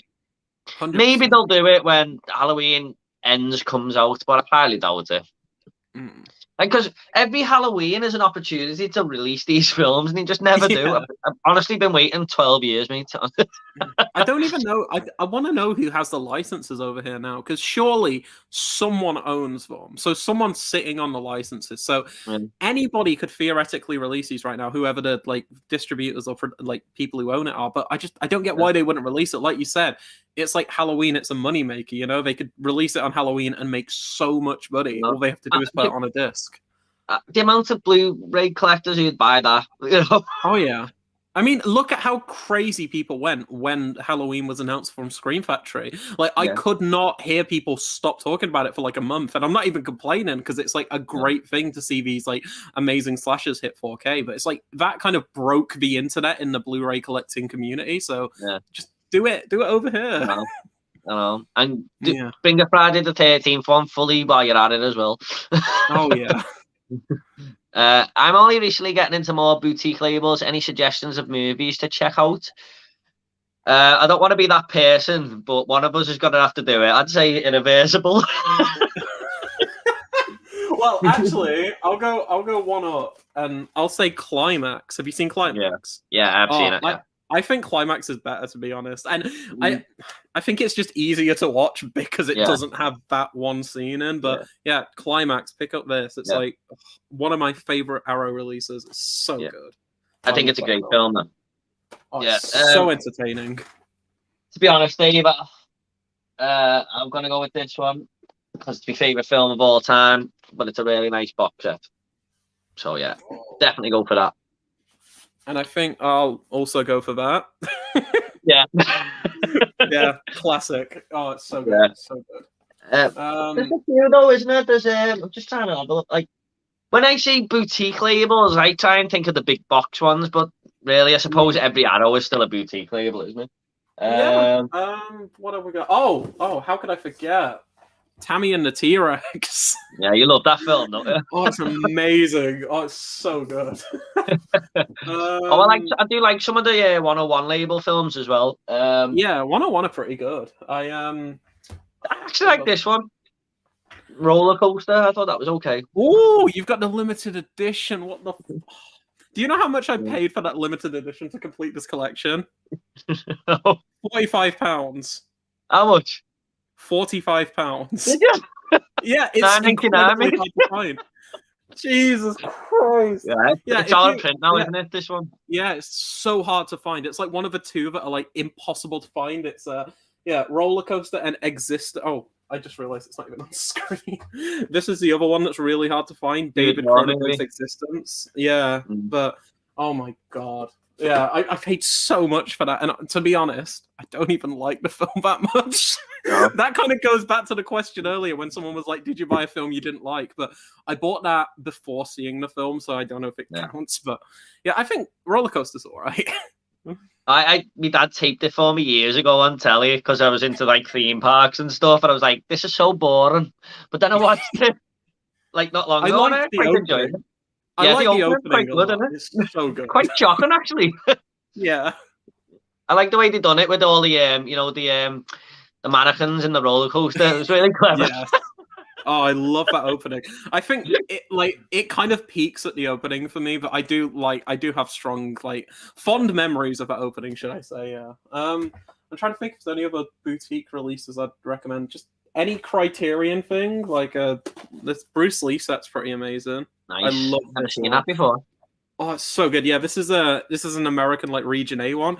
It's got all of the Bruce Lee films from The Big Boss to Game of Death, and it's amazing. It's one of my favorite releases. It's so good. To be honest, Dave, if you want to get some suggestions, just go over to Leon's channel because he picked up loads of them. He really does. Thank you. So definitely get over there. You'll be able to find lots there. Absolutely. There is one coming out soon that I do suggest. Now, I don't own it, so I don't know how good it is, but just going by the images, it looks amazing. It's Clockwork Orange on 4K. I think that's going to be a great set, and I've got that on pre-order. So yeah, I've got that pre-ordered as well. Yeah. I can't wait for it. I think I've spoke to you about how the first time I saw a Clockwork Orange, I didn't like it whatsoever, but then on a rewatch, I really loved it. So I can't wait to see it in 4K. Yeah. Which edition did you get, by the way? The Steelbook or the other one? Yeah, I got the Zavvi Steelbook. Well, the Zavvi limited edition Steelbook. So it's like the regular limited edition, but it's just got a Steelbook inside instead of a Blu-ray, instead of a standard Blu-ray case. Oh, I can't wait though. I thought it was just a Steelbook and you don't get all the extra stuff, so I went with the other one. There's three editions. So you've got the Steelbook one, which is Titans of Cold. Yeah. Then you've got the limited edition, which is kind of a hard box, and it's got the one you've pre-ordered, and then the one that you've pre-ordered, there's a Zavvi exclusive version of that where it's exactly the same content, but it's just got a steelbook case instead of the Blu-ray case inside. Right. Yeah. So what you're saying, in 10 years, mine's gonna be worth 20 quid and yours is gonna be worth $4,000. I mean, no. For the difference of a fiver. Probably. I mean, look at how much the True Romance one goes for. The regular True Romance 4K was I think it's still in print right now, but the limited edition Steelbook one, people were selling it on eBay a few weeks ago for £170 or something, and it was selling for that. Is crazy. Yeah, it's mad, isn't it? Yeah, just over a different bit of packaging. Sorry, Leon. Oh, just over a different bit of packaging as well. It's the price skyrockets over that. It's crazy. I don't really tend to go for steelbooks that much because I'm not a big steelbook collector, but knowing this now, what you're telling me makes me think I should do in future, to be honest. I think the one thing I do like is let me get it. Is I like this approach that the labels are doing now, with the Clockwork Orange, where you get the artwork, but you get the steelbook case inside. I think it's a really kind of cool addition, and it makes them feel more premium. Because I was showing this off on my live stream, but do you remember a few months ago when HMV had the Arrow sale and they were selling the RoboCop steelbooks for $7.99? I got that, and I decided to turn mine into one of those limited editions. So I've actually put the steelbook inside. Yeah. Nice. So it's kind of like a limited edition. Oh, I love it. But yeah, to be honest, I wanted that steelbook, even though I don't love steelbooks. But you didn't get all the other stuff with it, so no, yeah, that's just why I went to the big box. So yeah, but that is way better now, though, if they do the steelbook with all the other stuff. Oh, obviously, yeah. Favorite Michael Caine performance? It's a hard one. That's a very hard one. Someone really liked him in. It's not his best film, but Harry Brown, I thought he was really good in it. I remember that one. Yeah, I remember liking that quite a bit. Yeah. Everyone's gonna probably say the Dark Knight trilogy, and he is great as Alfred. But I'm trying to think. I'm trying to think of other films with Michael Caine in that are great. Been in it a lot, hasn't he? Yeah, he's been in so much. It's hard to choose. I'm gonna actually Google Michael Caine because Yeah, me too. I think there's too many. What about the Um, Italian Job? I've not seen it since I was so young, so I Yeah, can't really remember it. But I remember it being quite good. He's quite good in Kingsman. I always forget he's in Kingsman. I've never seen But them films, Leon. To be honest. you'd love Kingsman. The first, anyway. And the second, maybe is I don't like the second, but the first is brilliant. Oh, you'd love I it. don't fancy them at all, but now the new one's coming out, I'm gonna watch them. So Yeah, I will get I round to them. So I think you'll really like them, especially because are you a fan of like the James Bond type films, like spy films?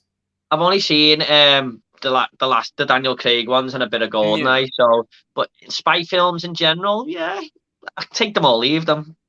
Yeah, I reckon you'd like it then because it's basically a comedy. It's like an action comedy over like an actual serious spy film, and the cast is just so amazing. You've got Taron Egerton, is that his name? I can't remember his name, but he played Rocket Man. He played Elton John in Rocket Man. Yeah, That guy, the main guy. he's the lead. Yeah, the main guy. Yeah. He's in that, and you got Michael Caine. You've got Colin Firth. Samuel L. Jackson plays the villain, and he's like amazing in the I watch first anything with him. Oh, he's so good.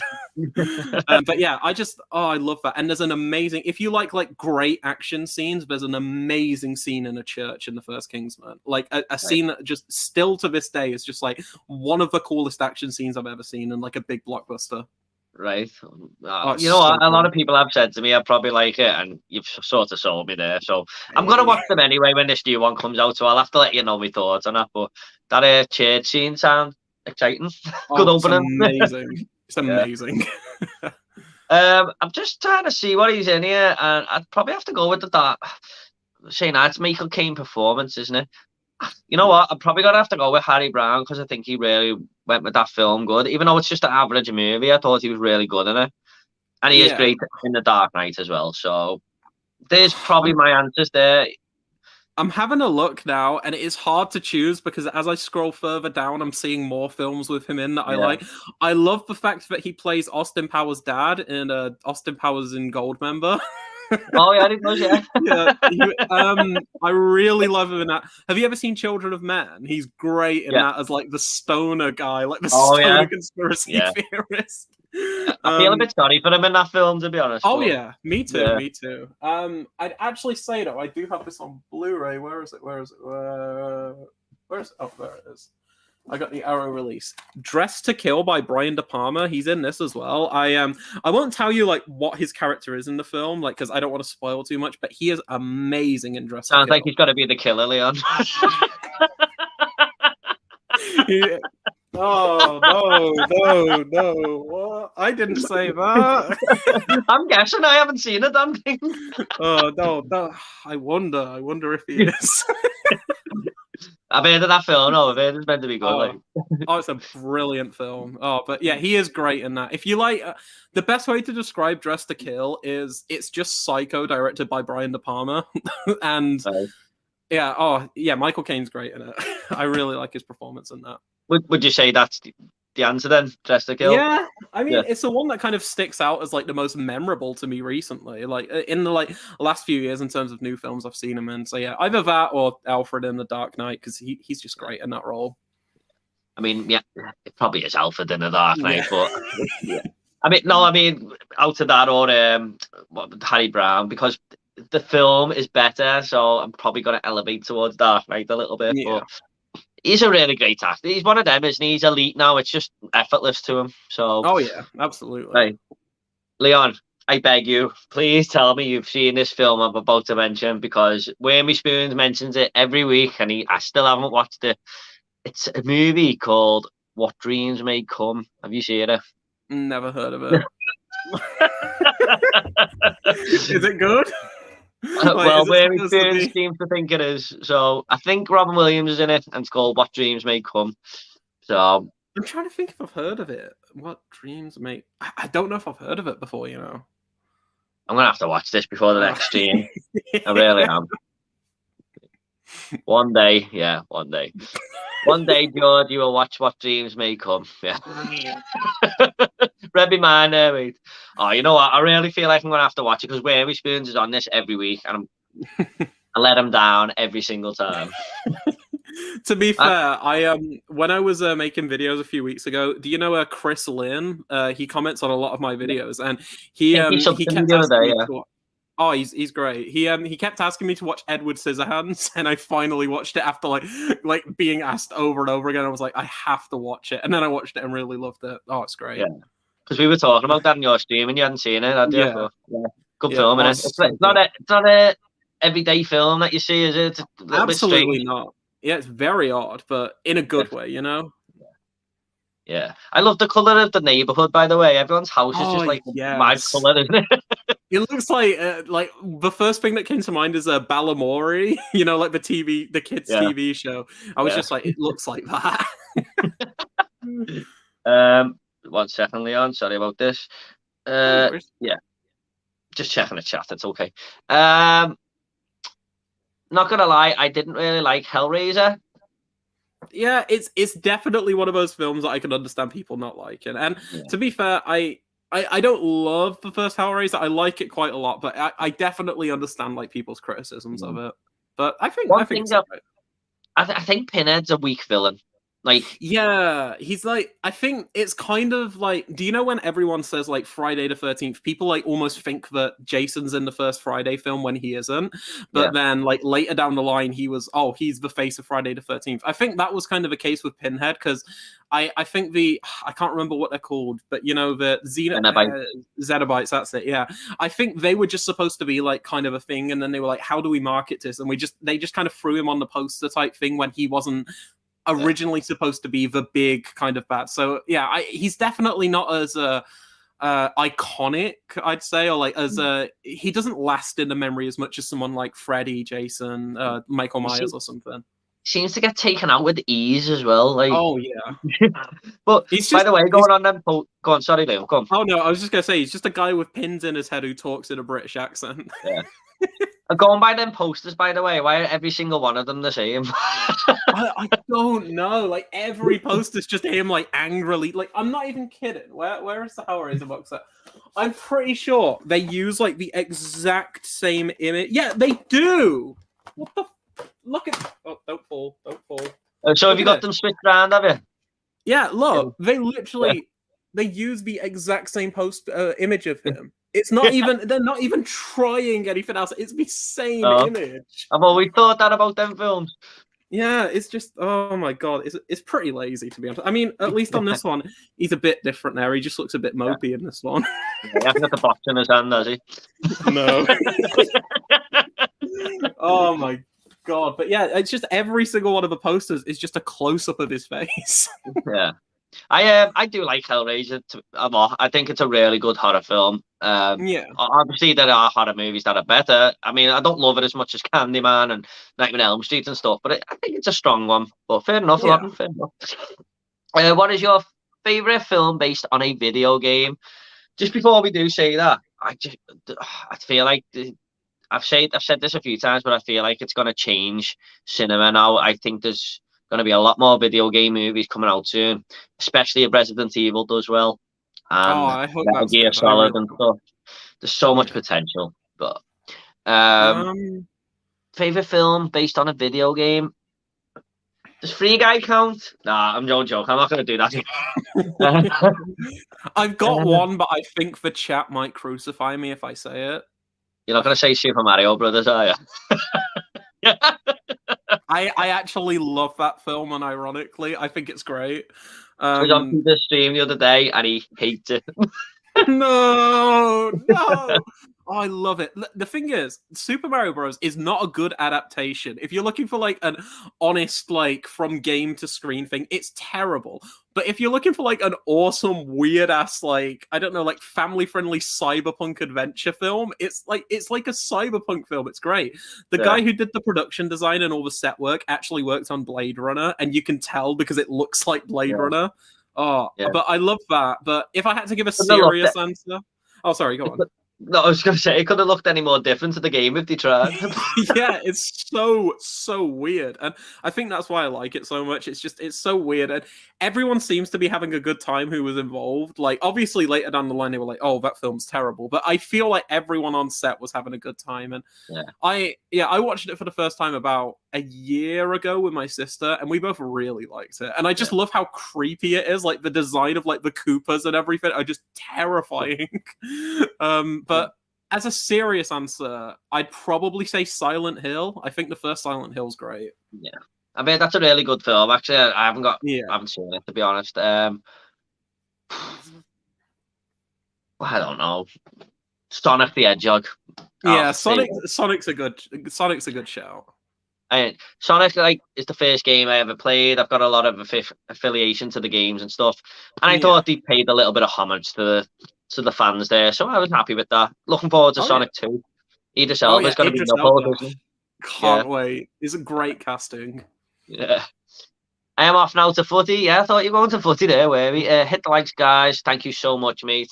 Yeah, Thank if you. you are watching it, won't hurt to put that like button. Thank you so much, everyone.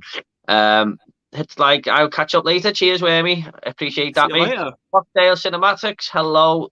Oh, sorry. Hi. Don't tell me I've lost the comment. Here we go.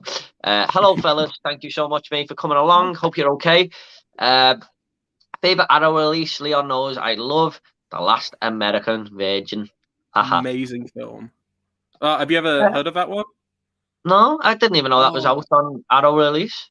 where is it? Where is it? Where is it? JK. Oh. There it is. Ugh. Yeah, this one here. This one here. It's amazing. Like No, I never mind. Oh, it's so good. So I picked this up in one of those like. Do you remember when HMV used to have like the 5 for 30 sales and Yeah. stuff?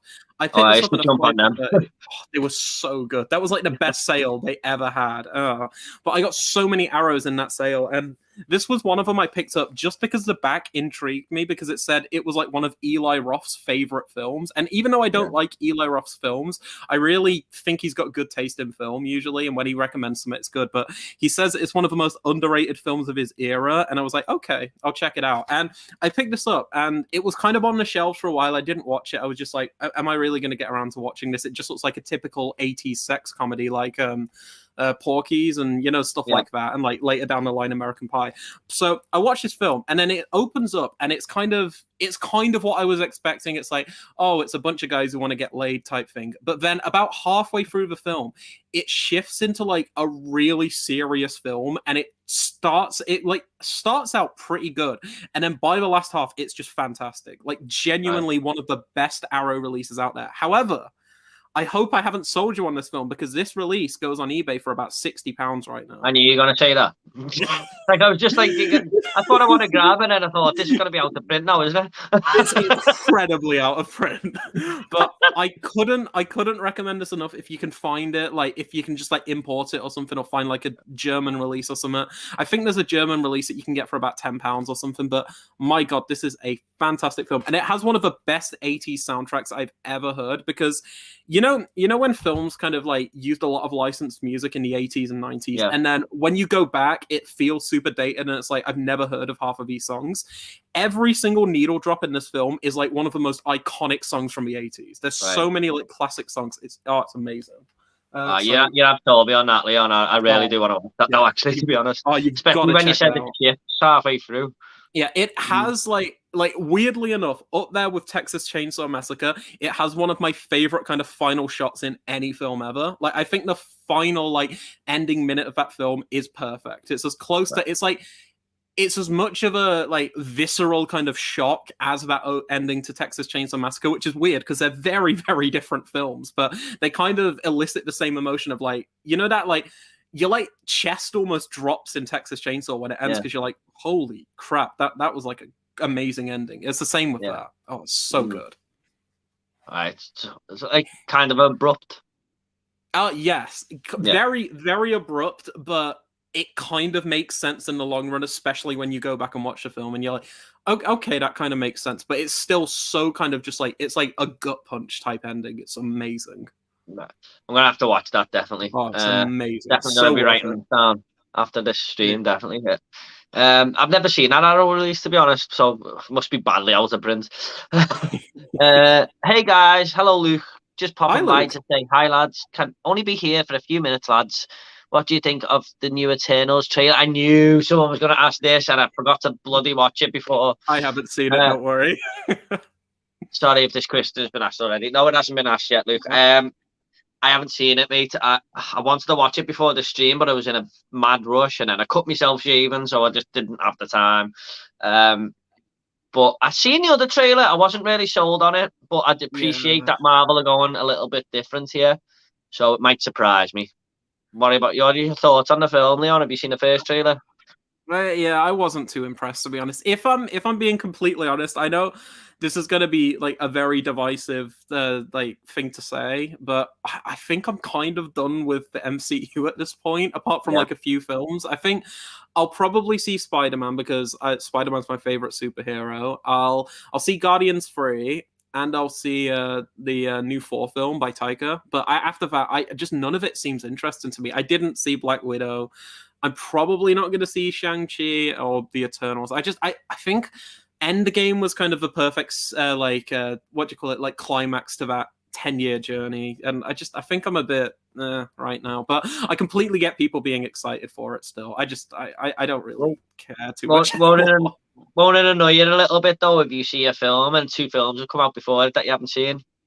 Yeah, that's the thing. Like the other thing that really kind of it's almost overwhelming with the MCU is you have to watch everything. It's like I feel like if I wanted to get back into it, I've got to also watch all of the TV series, Yeah. the Disney Plus ones, and it's a lot of commitment, I think. And I think after Endgame, I think I'm just kind of like, well, I'll just read some Wikipedia plot summaries to catch me up Yeah.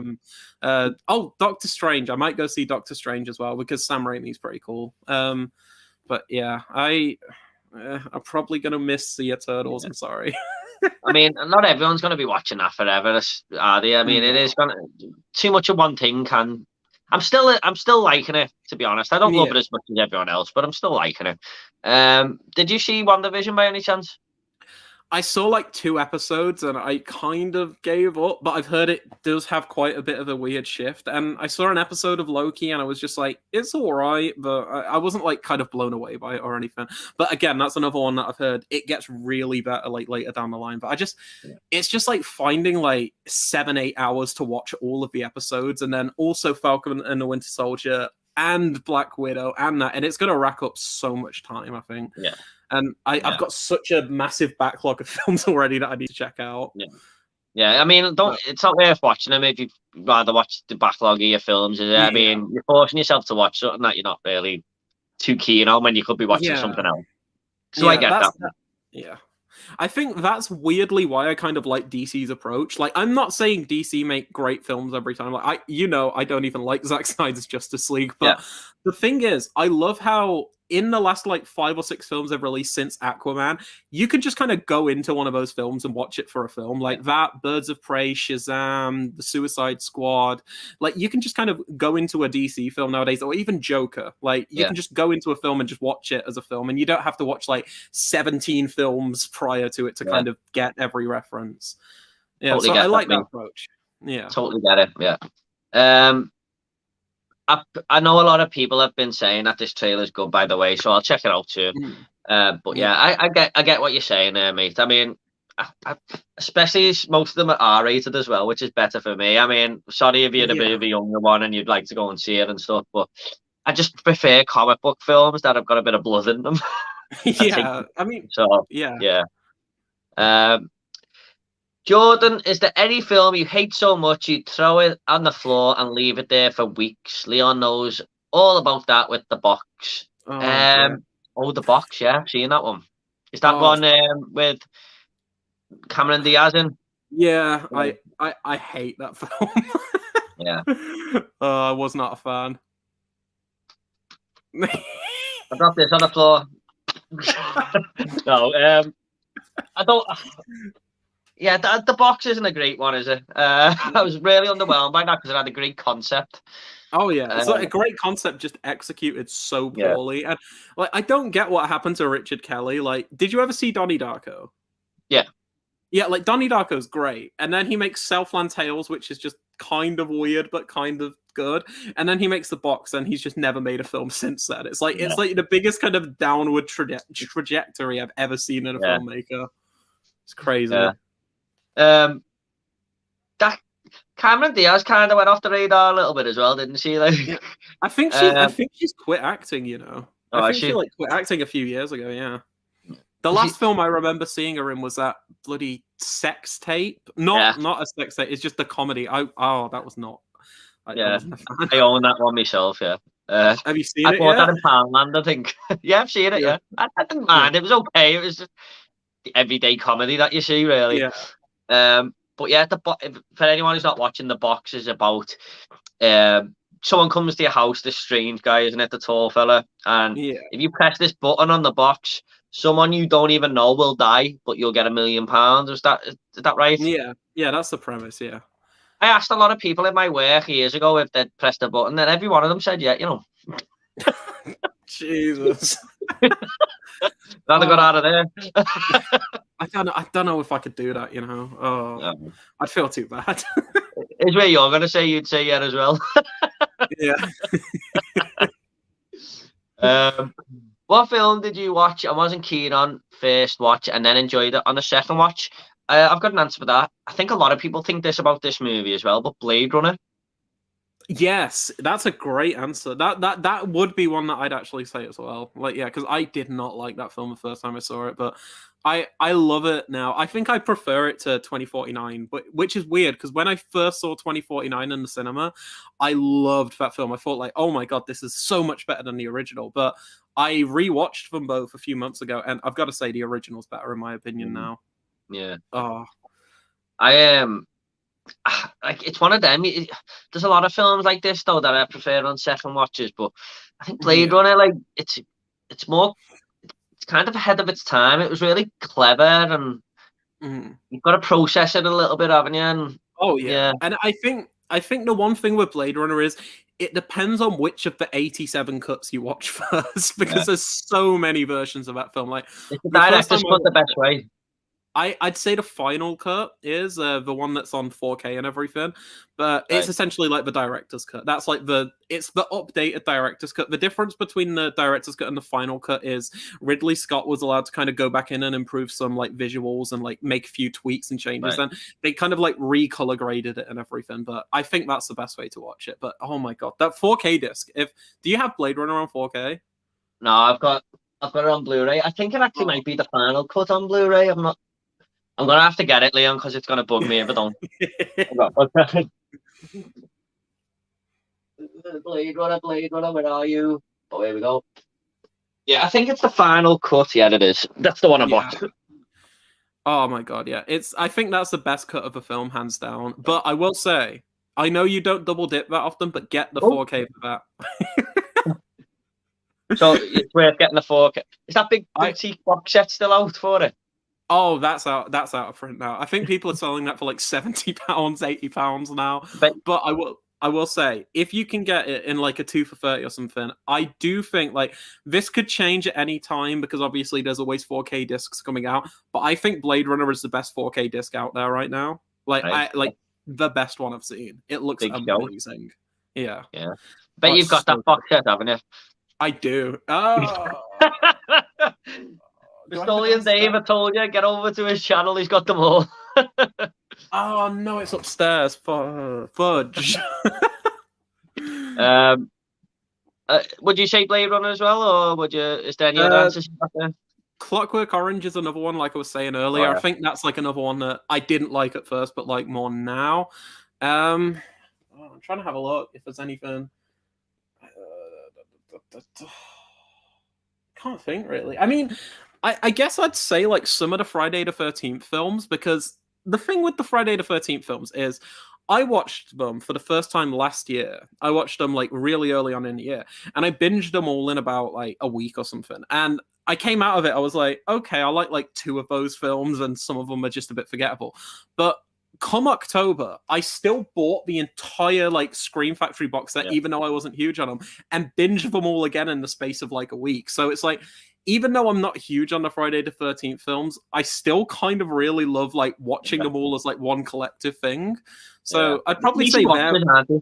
Oh yeah, they're so easy, and it's like as soon as you've seen one, you kind of want to watch the next one as well, don't you? Yeah. I think the first one gets a lot of hate, to be honest. I watched that a couple of months ago with my fiance. She'd never seen it, and I really enjoyed it. I mean, I know it's not the best one, but I 7 out of 10 movie for me. That I think the best ones for me are Jason Lives, part 6. I think that's my favorite. But I like part 4. The final chapter's pretty good, even though it wasn't the final chapter. I think 2 and 3 are quite fun as well. I love 3D with like the 3D gimmick where they kind of just like, hey, this is 3D, and they kind of push stuff to the camera like that. I love how goofy that is. I just think some of the later ones kind of lose me a bit, like Jason Goes to Hell and Jason Takes Manhattan. Oh my god, that film is just the thing is, I don't even hate that film like most people, but it's like so misleading because he only spends like 10-20 minutes in like New York, and they didn't even shoot it in New York. I think they shot it in Canada. Isn't most of it on a boat? It is, yeah. Have you seen that one? Yeah, I've seen it, There's only 2 I haven't seen. So The New Blood and number 5, where there's a bit of a difference with the killer. I think it's A New Beginning. Oh, A New Beginning, yeah. A New Beginning, I can't remember much about, to be honest. I think 5 and 7, like A New Blood, is that what it was called, that one or something? I'm not huge. Yeah, I'm not huge on those 2, but they're not bad films or anything. They work really well in the context of like a big binge. Yeah. I had an answer there. Oh, by the way, Friday the 13th Part 3, do you remember the opening theme tune music when it smashes against the back? The 80s theme. It's amazing. What's that? Oh, it's so good. I love that. I love that myself. Not as good as Salo's opening music, but there's a film I had there on a second watch. Oh, no, I haven't seen it a second time. I've only seen it once, but everyone tells me that it's better on a second watch, The Big Lebowski. Oh, my God. Dude. Right. Okay. So I watched The Big Lebowski a few years ago. And what do you think of The Big Lebowski? Are you kind of mixed on it right now? It was okay. Yeah. Okay. Right. I was the same. I was in the exact same boat. And then a few months ago, out of the blue, my friend Brady called me and we watched it together. And I swear to God, it was like watching a different film. Yeah. I think it went from like a 6 out of 10 to a 10 out of 10. It was crazy. I love that film now. How many people preferred it on rewatch? It really is. Yeah.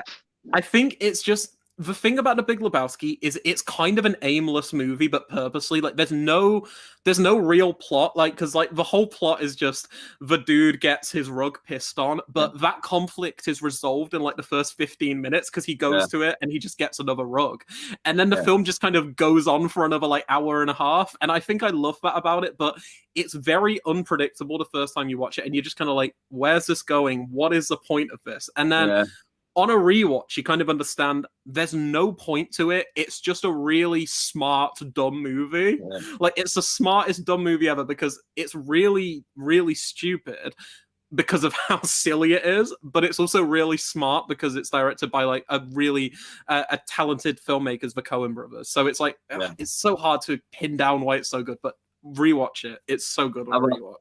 I'll have to, because I love the Coen brothers. I mean, Fargo's one of the best films I've ever seen and stuff. And there's a lot of other stuff I love as well, so I'll have to. The only thing I didn't like the character of the dude. I just didn't like him. He's just like really off-putting, and he's just like kind of like this scruffy character. I don't know. I just couldn't take to him whatsoever.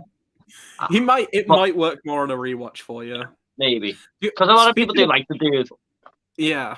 Speaking of Fargo, though, that's another one where the first time I watched it, I was kind of a bit like, it's okay. And then Odeon were like showing it a few months ago, and I went to see it in the cinema, and oh my God, it like Big Lebowski, it just kind of went up there as like another one of my favorites. And I don't know why I didn't love it the first time; it just didn't click with me. But then on a rewatch, I loved it. Fargo's so good. I really want to rewatch Fargo. I was going to go to the cinema to watch that, but I just watched it like 2 weeks before. So, well, like a month before, and I was like, oh, like I wanted to, but I thought, oh, I'll just leave it. But Yeah. I love it, Steve Buscemi and that. How'd you split a car, you dummy, with a chainsaw? I But love it, Francis McDormand in that as well, and just yeah, like the Minnesota accents where they're like, yeah, I just yeah. love it. Well, I've recommended it to a few people, and they can't take to the film whatsoever because of the way they speak. So I think that's my favorite part of the film. It's so charming. It's just yeah, unlike anything else out there, really. yeah, I love it. It's Oh, great. it's so Uh, good. Last game on the left. Hi guys, hello my friend. Thank Right. you so much for coming along. Snake Eyes was pretty bad. Yeah, I can imagine. I mean, you shouldn't judge a film by the trailer, but I just don't fancy it at all. So No. yeah, I can imagine, mate. Peter says favorite comedy film. Hot Fuzz? You love that movie, don't you? Oh, it's so good. Yeah, Amazing. it is a good Um, film. I hmm. I really Hot love Fuzz Wedding is Crashers. I don't think I've ever seen Wedding Crashers, you know. It's like one of those films that just kind of missed me. Yeah. So I might have to give that a shot sometime. I've heard it's really good. Yeah, you think it's going to be one of them generic, easy comedies, but I think it's really funny actually. And American Pie 2 as well. That's up there. Like I know you watched American Pie lately though and didn't like it. Yeah, I wasn't huge on it on a rewatch, unfortunately. But I don't think it's like terrible or anything. It was kind of one of those films that really worked for me back in the day, but just not so much anymore. I was just kind of like I think it's like a horror film which doesn't scare you. It just didn't make me laugh much, and I was like, what else is there if a comedy film doesn't make you laugh? You know? Yeah. It wasn't really hitting for me. But I might give the second and the third a watch because I do remember liking those. And I thought Reunion was pretty good back in the day. You know, the fourth one. I thought that was pretty good. Yeah. I always preferred the second over the first, but yeah, I weren't too keen on the wedding, but I did like Reunion. I thought Reunion was a good return to form, to be honest. So are you gonna go with Hot Fuzz there, Leon? Yeah, I'll say Hot Fuzz. It's just it's just one of the most quotable films ever, I think. Like, it's just every line of dialogue is just amazing. I only watched it once, but I really did like it. I'll probably have to watch them again, them three, because I didn't really like Shaun of the Dead that much. But I feel like now, if I watched it again, I'd love it because there's just a lot of horror comedy coming out then, and I was just big on horror. I just wanted horror, but everything seemed to be horror comedy, and I was kind of put off by Shaun of the Dead. But I think I'd love it now if I rewatched it. Like I think you would. I know I would. So I'll have to watch them three, the Cornetto trilogy again. So. I watched The Exorcist and Scream in the cinema last Halloween. Oh, they would have been really good to watch in the cinema, I think. I'm trying to think. Not last Halloween, but the Halloween before, so 2019, I saw A Nightmare on Elm Street and The Shining in the cinema, and that was like amazing. Yeah. Well, I done 10 films I'd love to see at the cinema, and The Shining was actually on it. Oh, dude, it's so good. It's so good in the cinema. The number one I had was The Exorcist. But it's more referring to the time of the 70s. I think it would have been terrifying and stuff. But oh, God, yeah. I can imagine The Shining to be great with the music and stuff at the start. Is it weird that I get more excited to see like older films in the cinema than newer films? No, like, no, I'm a big fan of it myself, mate. Yeah. Like, I got to see, like, The Breakfast Club in the cinema. I got to see Fight Club. Like, Odeon, like, sometimes they'll just do, like, you know, the random anniversary showings. And I always love going to them. I just think it's more exciting most of the time. Because it's like, you're seeing these films that I wasn't around when, like, The Breakfast Club or The Shining came out. So being able to, like, actually see it in the cinema is just such a treat. Yeah. I went to see Terminator 2 at the cinema, and that was one I always wanted to watch. And I went to watch it, and it was great. So, was that the 3D showing for the anniversary? Yeah, it was. But the only problem with it wasn't a director's cut. So yeah. Do you want to know a crazy story about seeing Terminator 2 actually in the cinema? It was so, you know, I don't know if I can't remember if Switch Island does this as well, but you know how some cinemas, like some screening rooms, they've got like the big massive ones, and then they've got the kind of smaller ones just for like the films that they're showing once or twice. Well, when they showed Terminator 2, it actually showed in one of those smaller screenings, and it got to the point where they had to stop selling tickets because it sold out, which never happens over here. And midway through the film, I heard like the door open at the back of like the screening, and I clocked onto the fact that there were like 3 staff members just sat there watching the film as well. They were just like sat down watching the film like the last half, and I was like, Terminator 2 is that good that even members of staff need to come and watch it. Yeah, it is. It's Oh, amazing. it's great. Was that in the Switch Island one? No, that was at Blackpool. Right. It was just like a really small screening, but it was sold out. Like every single seat was sold. It was crazy. I've never seen a film more busy. Sorry? I've never seen a film that busy before. I don't think, like for a small, like a throwback showing type thing. Yeah. As good as Terminator 2 is, by the way, they came in at the right time because everything from that Cyberdyne building is amazing. Everything. It's fantastic. That's where the film just goes elevates, doesn't it? I just love it. I love the chase scene and everything with the helicopter going under the bridge. Yeah, amazing. So good. It's such a great film. I love that film. But I would really like to see The Exorcist on the cinema. I would definitely go to that. Switch Island's the one I go to all the time. Yeah, me too, Andy. So hopefully I'll see you there at some point, mate. Don't say hello, definitely. Well, I'll say hello to you if I see you first or whatever. Drew, did you hear that Shang-Chi are getting great early reviews? Yeah, I have. I've seen a lot of people went to see it yesterday because they had a screening and they really liked it, but they're not allowed to do the proper reviews till Monday, but they're allowed to say how much they liked it and stuff. So I've heard a lot of positive feedback.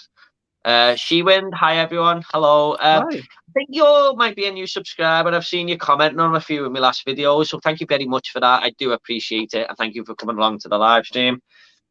Sorry, 1 second. It's all right, Leon, no worries. Island of Death is a guilty pleasure. Fair enough, yeah. Just fair enough. I just love how you said that. I just hate the 2 characters. I hate them. I hate them so horrible. They are the worst characters in like film history. I completely get it. I know. And you know what? Everyone in this film is so thick on this island. Like, they don't get onto the fact that it's obviously them killing everyone and stuff. And it's just like, oh my god. What about the? Do you remember the part where they're like holding a guy out of the airplane while it's like up in the air? Oh, that paper mache thing. That film is just it's bonkers. I think the ending is just like unbelievable as well. Like, I won't spoil it, but that ending is just it's like, I've heard of Jumping the Shark before, but my god, they're just it's absurd. The 2 worst people in the world run into the 3rd most evil person in the world, don't they? Yes. Oh my god, what a weird film. What's your thoughts on the original Don't Breathe? I really enjoyed it. I think it's probably one of the best modern horror thrillers to come out in the last 20 years. Surprised the hell out of me, to be honest. I thought it was great. What about you, Leon? Have you seen it? Yeah, I enjoyed it a lot the first time I saw it, but it didn't hold up much on a rewatch. That was the only thing for me. But I still think it's like you said, it's super original. It's so much fun. It's a really, really good time. I haven't seen the second yet because I've heard mixed things overall, but you liked it quite a bit, didn't you? I give it a 6.5. I thought it was good, yeah. I mean, it's not as good as the original, but I like they take a lot of elements from it, but they keep the story nice and fresh, and there's a few twists and turns along the way. Okay. But they are asking you to get behind this character. Yeah, that's the thing. That's the thing that's kind of putting me off. It's like, with that 3rd act reveal, turkey baster. Like, that's all I need to say for the first film. As soon as the turkey baster is introduced, I was like, this guy is terrible. I don't care about him anymore. And then I think they're trying to make him like the good guy in the new one, aren't they? From the look of things. I wouldn't say it goes full on Arnold and Terminator 2, but it relies a little heavily on it. So yeah. I can't see myself rooting for that character, but I will have to see the film to see how it turns out. You know what, mate? I think you'll have a good time with it. Just don't expect it to be as good as the first. That's all. Okay. Yeah, but I really like Don't Breathe. I think it's a great movie. Way more violent than Hobo with a Shotgun. That was the movie we were talking about before. We must be really behind on these comments. I just see where we are. Oh no. Anyway, we're all right. You're right to go for another bit, Leon, or do you want to stop it now? I'm good to go for however long. All right, we'll go for another 15 and see where we're up to. Yeah. Yeah, that sounds good. That sounds good. Well, that must be a violent film. That's all I'm gonna say. Do you know Hobo with a Shotgun? A bus full of kids, you know, sprayed with a flamethrower. It can't get more violent than that, Tom. See, just oh my god, I can't get over the fact that Hobo with a Shotgun actually exists. Like it feels so outrageous. Like, Yeah. oh, They got away with it, mate. Film. Yeah. Geordie Paul, hello, mate. Thank you for coming along. Hope you're okay. Yeah, hope you're doing well. Yeah. No Viola Davis isn't in it. Jean Baptiste and Brenda Blethyn played the lead roles. Mike Lee film. My mum was a liar, man. I'm gonna have to have a conversation with my mum. I'm gonna be like, Viola Davis isn't in that film, Mum. Cheers, Winslow. Thanks for that, mate. The original writer for The Dragon Tattoo died before publication, and it's a different writer for Girl in a Spider's Web. Is that Stieg Larsson? I didn't know she died. Or he. Yeah, she. I'm not sure if it's a he or she, but they did pass away before the Spider's Web film came out. The Spider's Web book came out, sorry, and I think it was a relative who finished that book, or I might be completely wrong on that, but I know somebody else helped to finish the book. But I just don't get why Sony decided to like disregard 2 or 3 and just be like, "Hey, go watch the 4th film." It's like I was gonna say it's like Star Wars starting midway through, but they kind of did do that, so it's a really bad example. Well, I think they maybe think, well, a lot of people have probably seen the original trilogy, so we'll just do it here, maybe. I don't know. That's the only logical way I can think of it, even though it's got not a totally different universe, I suppose. But so weird. It's so weird. I think Sony, they do great animated films, but some of the other films, I don't know. I think they make some strange decisions, Sony. I don't know what Sony's on half of the time, if I'm being honest. They just release some absolute like bizarre films. Like I'm trying to think of like some weird films. Like what have Sony released recently that was actually quite good? Like I can't think of much Sony stuff recently, to be honest. Is it the full name Sony Pictures, is it? Yeah, I think so. Yeah. Oh my god. They did oh, didn't they do the Escape Room films? I need to check those out. I haven't seen those. To be honest, I like that. To be honest.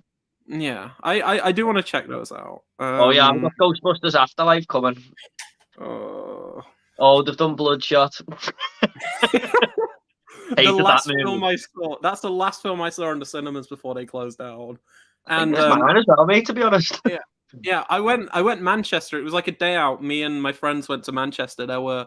How many were there? I think there were 4 of us, and one of my friends actually fell asleep halfway through the film.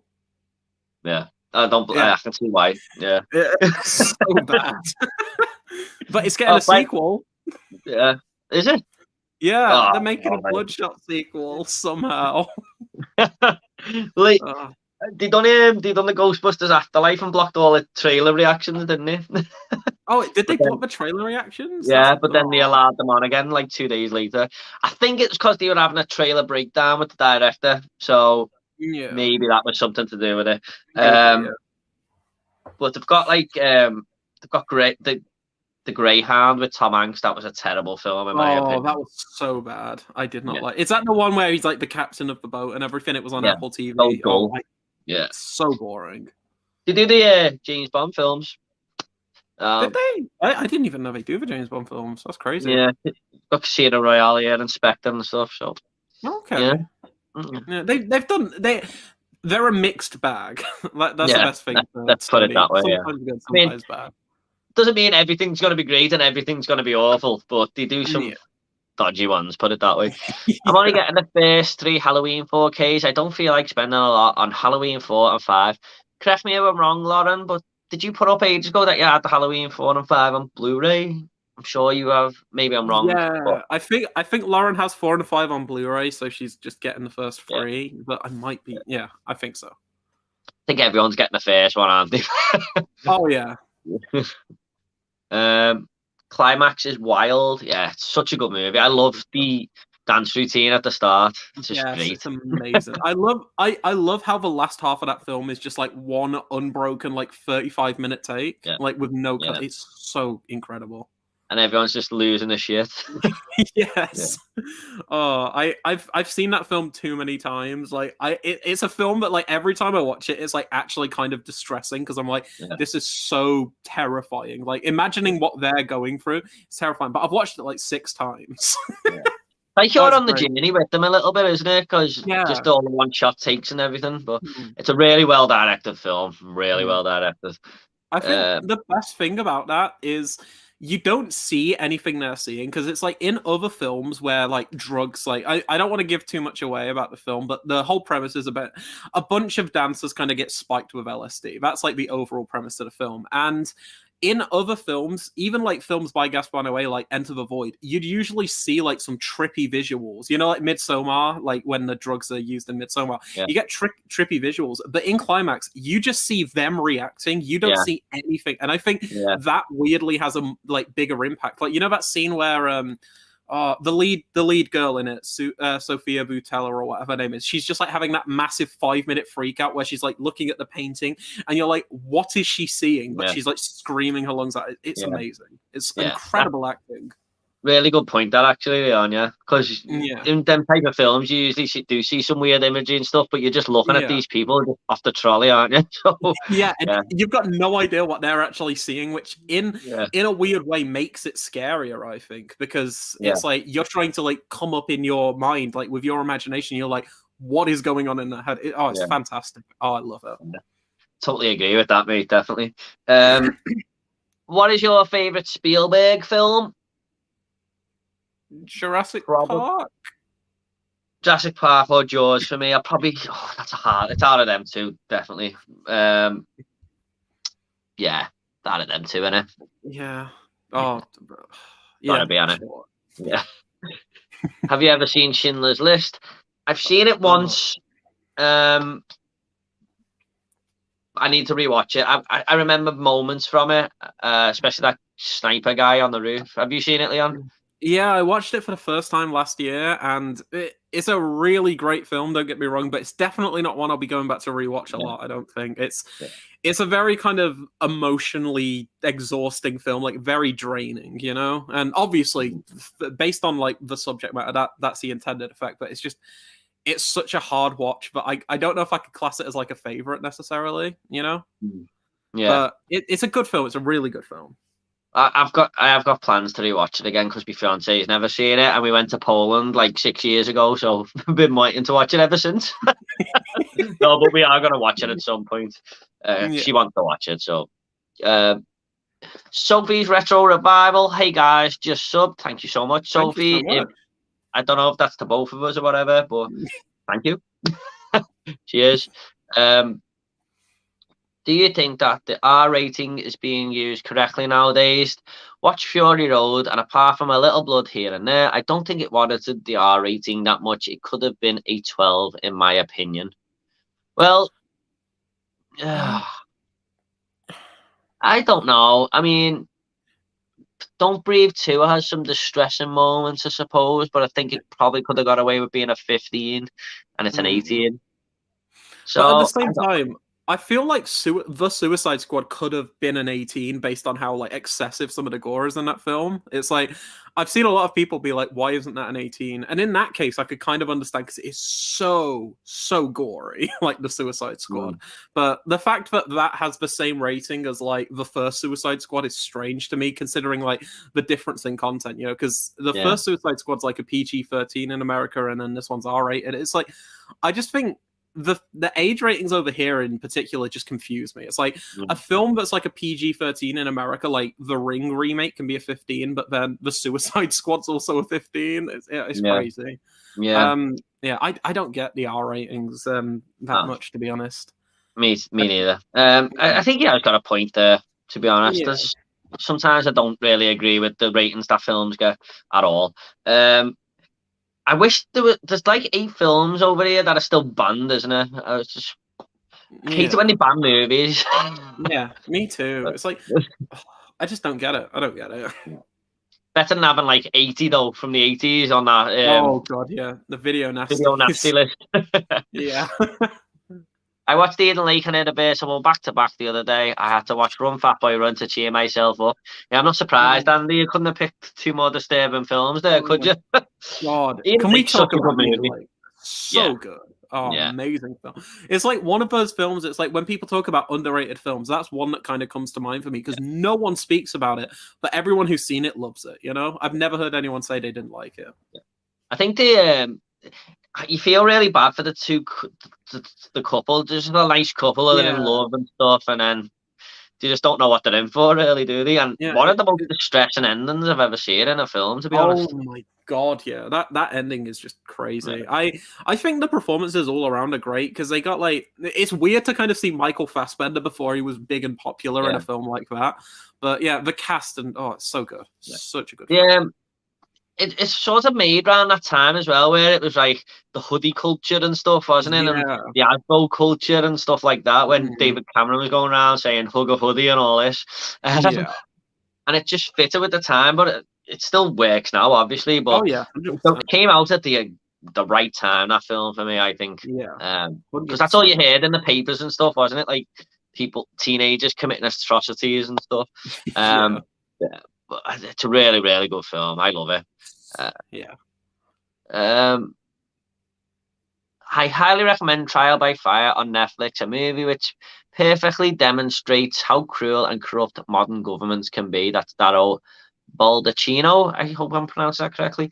I haven't heard of that one, Leon, have you? Yeah. Haven't heard of it. No. No, I was just gonna say, yeah, I don't think that one's came up before. Yeah. Hmm. Uh, Might I, have to check that out. I can understand that governments are probably corrupt. Definitely get that Yeah. one. Um, Eden Lake is one grim film, but really good. Yeah, I agree, Lauren. When you're feeling down, what is your go-to movie? Good question. Question, Um. Sophie. Um. This doesn't really answer the question, but I was really, really hungover a few weeks ago, and I watched Joker, which I should have picked a better film because that is not one to watch when you're hungover. Um, um. Oh, I'd probably say like Booksmart from a few years ago, like that comedy. I love Booksmart. That's great. But Tammy and the T-Rex is one that I've watched a lot recently. I think that's great. Or Bo Burnham's Inside, like the Netflix special thing. no, I've watched that so many times. I think yeah, yeah, there's just like certain things like I'm weird like this, but sometimes if I like something, I'll kind of just go overboard and like spend like a few months just kind of watching it over and yeah. over again. I've seen your letterbox diary. Sometimes you watch like the film like 4 times in a row there. Well, the reason for that is if I'm doing it and it's like 4 times in a row, most of the time, if you click on the logs, you'll see that I put like audio commentaries and stuff because it's if I'm All doing like right, a review is that for what the it channel. is? Like, yeah, Right. because like I watched Spiral 3 times in a row, but that was just because I listened to it twice with the commentaries for the 4K Right. review. Yeah. I get it. I don't know, Sophie, because I suppose a feel good film maybe is something like Yeah. Yeah. What about this one? This one's a good one. yeah.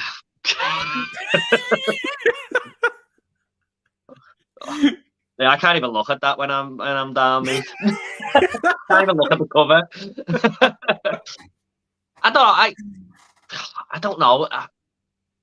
I like every time I just throw something on. I throw Terminator 2 on myself. I just throw that on a lot. Yeah. I suppose Home Alone. I've Oh, watched Home that a Alone's few times. I used to look. That used to get me in a good mood. Home Alone 1 yeah. and 2, I suppose. Yeah.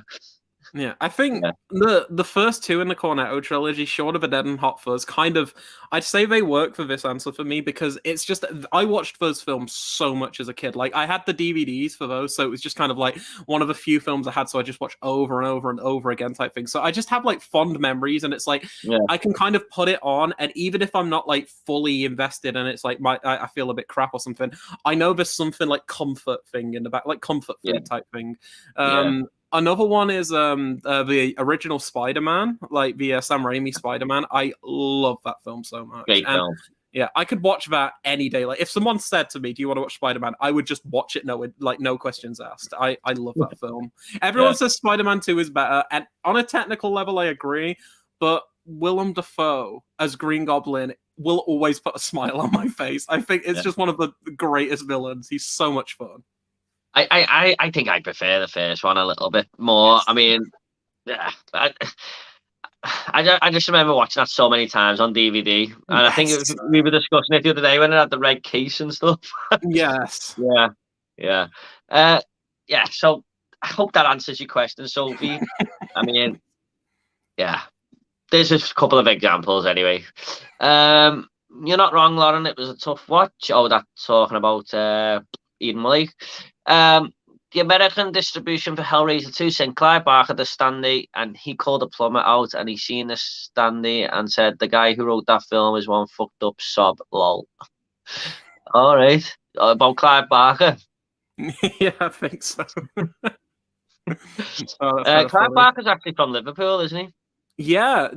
Did you know that Candyman, when it was initially wrote, like the not a short story made, it was actually set in Liverpool, like the short story. Yeah, I think it was Toxteth or Kirby, a part of Liverpool. It was based on, and it was called The Forgotten or something, wasn't it? Yes, it was. It was. Yeah, something along those lines.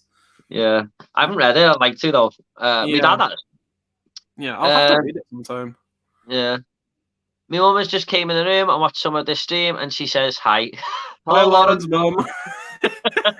I don't know your mum's name, but hello. I've scrolled to the bottom again. Sorry. Right, okay. Alan Scouser, who we were talking about before. Alan, I don't know if you've seen it. We were talking about your Midsummer review. Hi, guys. Great chat. The Hellraiser movies got progressively worse as the franchise went on. I only really liked the first one, and you are right. Pinhead did seem to be a minor tacked on character. Yeah. I mean, even seems like that in the first film a little bit, I think. He's hardly in it. So he's got like 20 minutes at the end type thing. He's not in that film much. I think they used him a little bit more in the third one, but yeah, I heard someone say like the later ones he's just put in at the end and stuff, and really like nothing to do with him really. Yeah, like that one I was talking about, Inferno, like the police procedural one. That one has like 2 minutes of like Pinhead in, but I still like that film because I just think it's a good film overall. But as a Hellraiser film, if you're going in there for Pinhead, you're going to be so disappointed. Yeah. Rob the Bobs, Ian and Jen. Hello, Rob. Thanks so much. Is that Silent Night, Deadly Night limited edition box set? I don't know if you're talking to me or Leon, but I do own it myself. Leon's got it behind him there. There we go. Sorry, Leon. I'm just gonna have to. Yeah, no worries. Yeah, here we go. I've got it myself there. Hey, it's a great release. Such a good release. What I really like about the second movie. I think the second is the best one. Like, not seriously, but like on an entertainment level, I don't think I've seen a film that's made me like laugh unintentionally more. I just wish there was more of that character in that film. Yes. It's just that the garbage day scene might be one of the best things in cinema history. I love it when he's just walking down the street and he like looks at his gun and knows. And he's like, and then just stops laughing but looks at it. I think that might be one of the most like the worst sequel ever made, but also the best sequel ever made at the same time. It's just he's hilarious, isn't he? I feel kind of bad for him because they actually told him to act like that and go over the top, and he said, "Don't worry, it'll work" and stuff. So yeah, I mean, it kind of works in a way, I suppose. It does. I agree with you about the general quality of the Friday the 13th movies. This is Alan again. Some are a bit of hit and miss, and I totally agree with you about the awesome theme from Friday the 13th Part 3. Yeah. Oh, I love that theme. Yeah. I'm going to have to watch all these again, but my cousin who I work with, he says the same thing as you. Like, he didn't really think he liked like two of them, So, Yeah. but yeah, I know you appreciate them more on rewatching stuff, but Yeah, yeah, I'll be watching them all in Halloween. I think like around October time. I think I'm just gonna do another binge. I think it's just one of those things. Like even though like I don't like most of the films that much, it weirdly feels comforting to just watch them at Halloween. I think it's gonna be like a staple for me now. But I've got that really nice Scream Factory box set of them all. Oh, it's so good. where most people have like a couple of films they watch over Halloween, you have franchises. Yes, basically. You watch so many films, man. Oh, too many. Speaking of horror franchises, what's your favorite horror franchise? Vincent Smith says. This is a difficult one. The thing is, I kind of want to say Halloween just because I think it's the most consistent horror franchise out there in terms of sequels. Because, like, the first is great. The second, most people generally seem to enjoy. The third is very divisive, but I kind of love it. And then, even though I'm not huge on like 4, 5, 6, and 7, I like the Rob Zombie films and I like Halloween 2018. So there's not like many films in that franchise I actually don't like. Where with like Elm Street, I only really like the first 3 Nightmare on Elm Street films, and then with the Friday the 13th as the odd one here and there. But I think the main thing with horror franchises is they tend to run out of steam after a while because it's like been there, done that. And not many of them switch it up much, but at least the Halloween franchise kind of did that. Like Halloween 3 was very different, and then like Halloween 4 to 7 or 8 were a bit different, and then the Rob Zombie films were different, and it's like it's a very varied franchise, you know. So I'd say they're probably the most consistent, But in terms of favorite horror franchise, I think that's the only one that comes to mind. Now you mentioned Halloween, though, I actually do like Part 6. You know, I think I'm in the minority there, but I really like Part 6, and I like H2O. I enjoy it. I think the only one I really didn't like was 5. I thought it was a little bit boring. But I even thought I haven't seen 3 though. I have not seen 3. Oh, you've got to see 3. It's so good. Yeah. But Halloween is one of the strongest there, I'd say. I really like Child's Play and Nightmare on Elm Street. It's out of them 2 for me.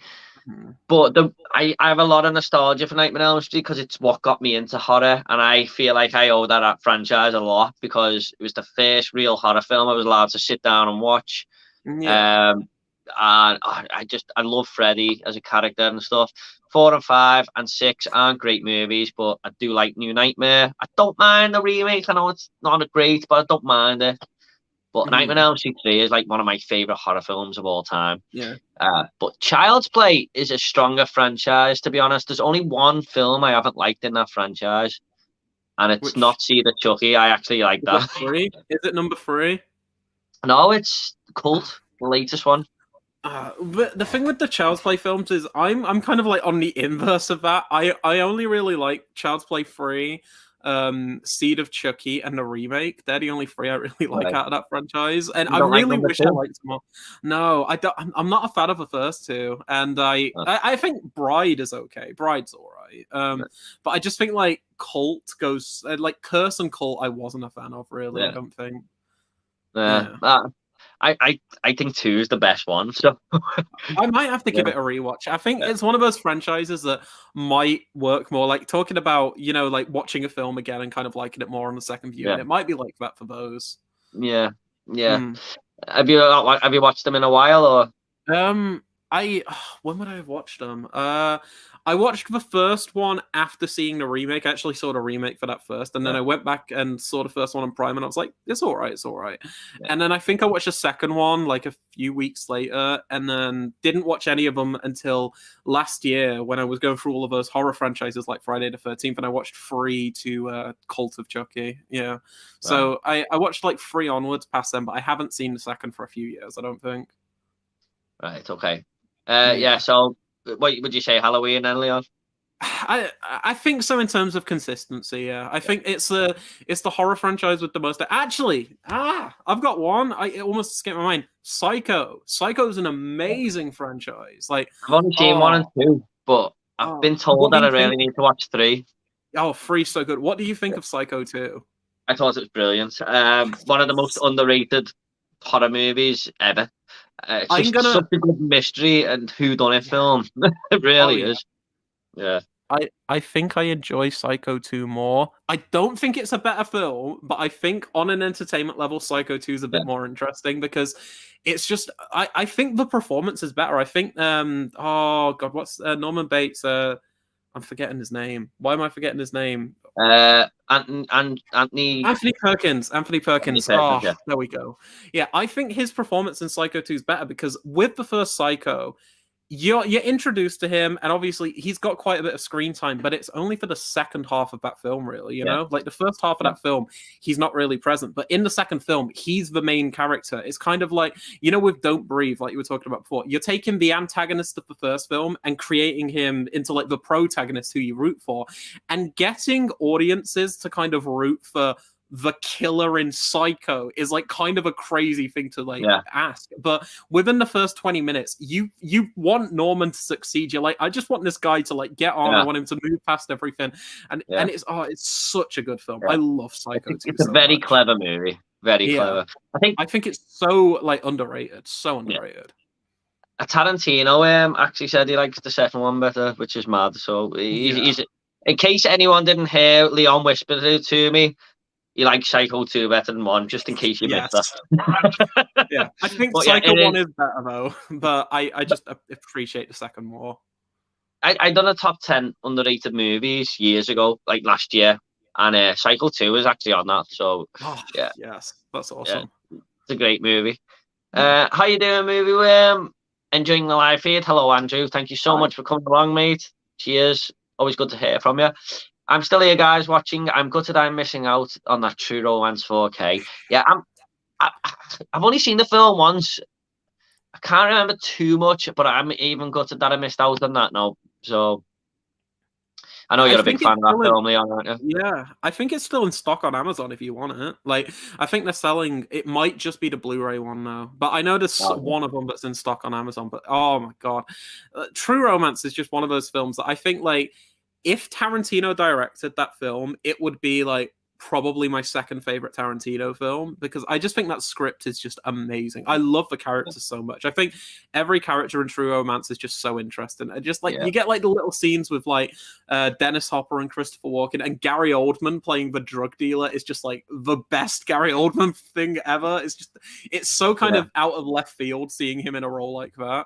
Oh, I love that film. Oh, I remember the Christopher Walken, is it, and Dennis Hopper little interview, sort of interview, like but confrontation. Yeah, that's a great scene. Amazing scene. Yeah. I have got it on Blu-ray, but just not the great. If you want to see Leon talk about that version, he's got a video on his channel. That's done really well, actually. So give it a watch. Thank you so much. I'm so happy with that video. I really wanted to kind of do like a comparison between the old Blu-ray versus the 4K, and I think like weirdly people seem to have enjoyed it. It was fun making that video. People love physical media videos, mate. I mean, I've only got to look at my views, and my views the highest ever are collection videos and Blu-ray pickups. So yeah.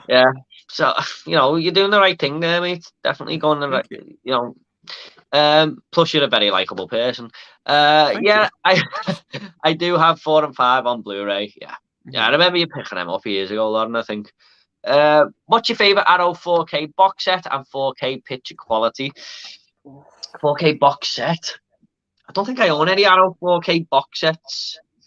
But my favorite 4K picture quality is definitely Mulan. I thought that was pristine as anything. That's the best looking 4K I've seen. Not the best movie in the world. It's okay, but the picture quality in that is amazing. You're gonna go with Blade Runner, I suppose, Leon? I'd say if it's not Arrow Video, Blade Runner's definitely. Sorry, what am I? Sorry, he asked for Arrow there, didn't he? Sorry, Vincent. It's hard to choose. I think Arrow are mostly consistent with their 4Ks. Like the True Romance one looks great. I'd probably say the biggest surprise, like the biggest jump in quality over the Blu-ray is the Demons one. Like Demons 1 and 2. Like the first Demons looks amazing in 4K. I think that's probably the best like picture quality. But for favorite box set, I'd probably go with True Romance just because I had so much fun watching that and going through the bonus features. I'd probably say True Romance. I think Leon. We're gonna have to just go with Leon's answer there, Vincent, because I don't own any Arrows on 4K, so I can't answer that one. But yeah, Two Romance is the answer there. Favorite Ryan Reynolds movie? Let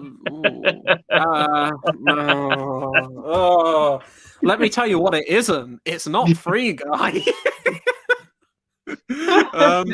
I think. um,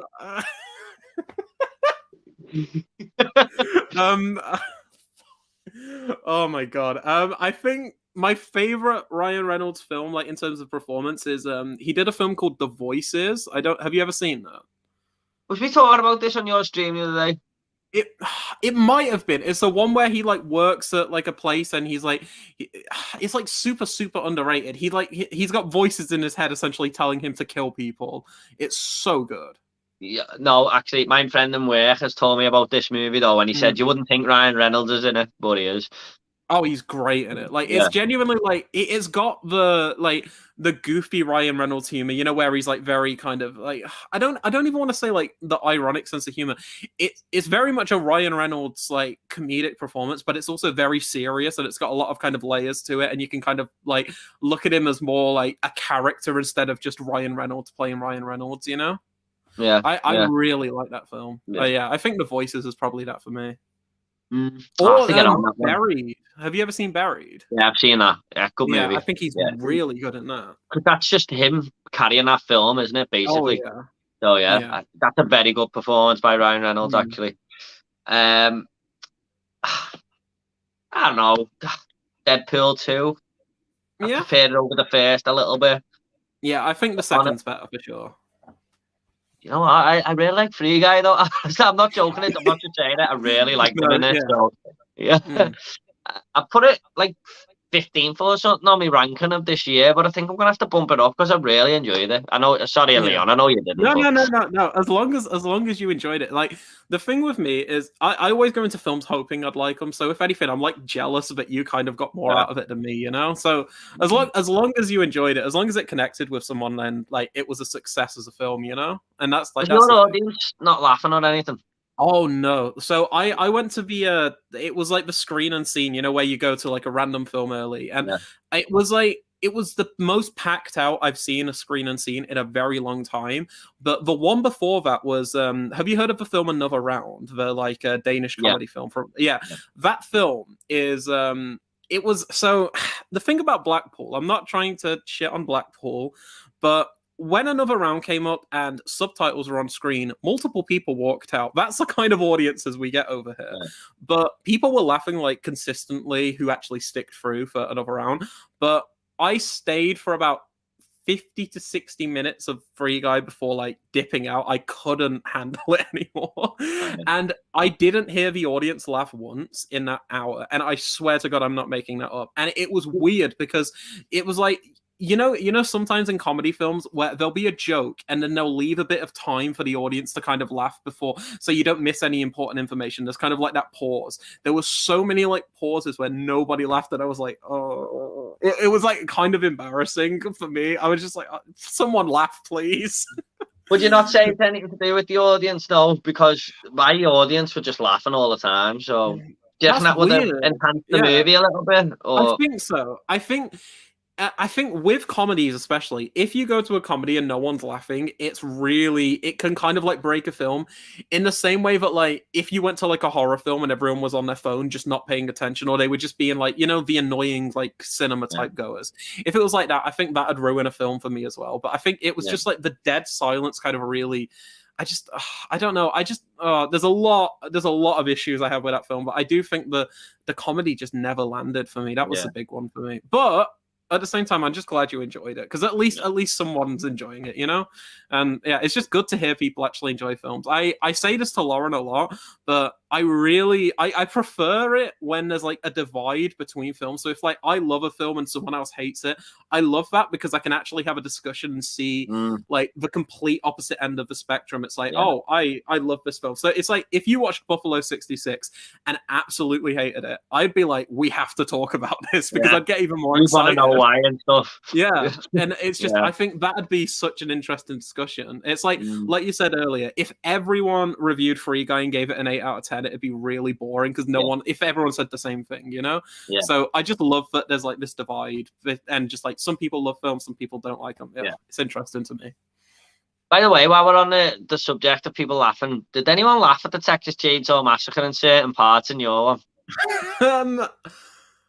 I'm trying to think. I don't think so. I think everyone was just kind of like really like just quiet, and it was weird because you know the last like 20 minutes of that film is just essentially like Sally I think Sally just essentially getting like tortured for 20 minutes. Everyone was just like stone cold silent in my cinema, and I felt almost like I shouldn't have been there. It felt like witnessing that with a crowd was really weird because it feels like a very kind of personal experience, you know? So everyone was silent in my, but were people laughing at yours? Yeah, on certain bits with the hitchhiker and the cook, when the cook's like hitting her with the stick while he's in the car. Okay, that's kind of funny. We'll be there in a minute. Starts hitting it again and laughing to himself. A lot of people were laughing at that. I will say one thing though. Did you know that like Tobe Hooper originally envisioned that film to be like a dark comedy? Yeah. That's why he went like that with the second one, I think. Yeah, I think the first time I watched the Texas Chainsaw Massacre, and even to this day, it is one of the scariest films ever made, I think. Like, I think that film is just so unnerving, so terrifying. Yeah. But the more I watch it, the more I kind of do find it funny. Like, there are, like, the, I want to ask you a question, actually. What do you think of the character Franklin? Like, the guy in the wheelchair? I was just about to say, a lot of other people were laughing at the bit where he's in the wheelchair and he's going... Yeah, you know what? I think he's the best character in the whole film, apart from, you know, the Leatherface and stuff. Out of them five, I think he's the best character. Think he's so fucking annoying. I used to think that, but I think he brings more to the film than the other five. And maybe, apart from Sally, maybe. But I don't know, he just has the more memorable lines and the more best discussion and conversation, I suppose. But he's weird. He's very, very odd. I think I was watching the commentary after I went to see it at the cinema. I put in the Blu-ray to listen to the commentary because I just wanted to hear. I think it was a commentary with Tobe Hooper, Gunnar Hansen, and it might have been the cinematographer. And I swear to God, Tobe Hooper fucking hates the Franklin accent. He was the most annoying person to work with ever, and I was like, I believe you. I completely believe that he was the most annoying to work with. Yeah. But he's like that, like in real life, isn't he?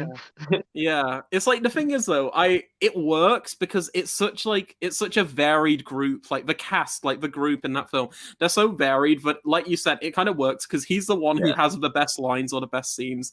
It's just I think him screaming Sally is like the funniest thing ever for some reason. Like when he's just outside. When me and my cousin went to watch it, we worked together, and the next day he just kept going all day, Sally. Yeah, he's mad, isn't he? Like people weren't even laughing in my cinema, but there are definitely like intentional moments of humor, like when he's poking her with the stick. Like I think when the dad, like the older guy, when she runs in after being chased by Leatherface, and then after he's about to like kidnap her, he grabs the brush and starts hitting her with the brush. I think that's really funny. You know the way Franklin though was doing that noise with did you notice the hitchhiker does it a few times as well? Yeah. So, do you think back in the day that was more like a slur on people, but now it's just seen as a funny thing? I think so, probably. Yeah. It was really strange. Also, I think there's a really great bit of dark comedy when you know the dad, like the old decrepit Yeah, guy in the wheelchair with the hammer right at the end of the film. Well, I think there's a line of dialogue where one of the characters says, "Oh, he's a really great shot with a hammer," and then they just keep putting the hammer into his hand and it keeps falling. I yeah, think that's yeah, hilarious. Like yeah, it's terrifying. It's such a horrible scene. It's really unnerving. But it's just these characters are like, oh, he's a sharp shot, he's a great shot, and he yeah, just keeps dropping the hammer yeah. because he's so old that he can't even carry it.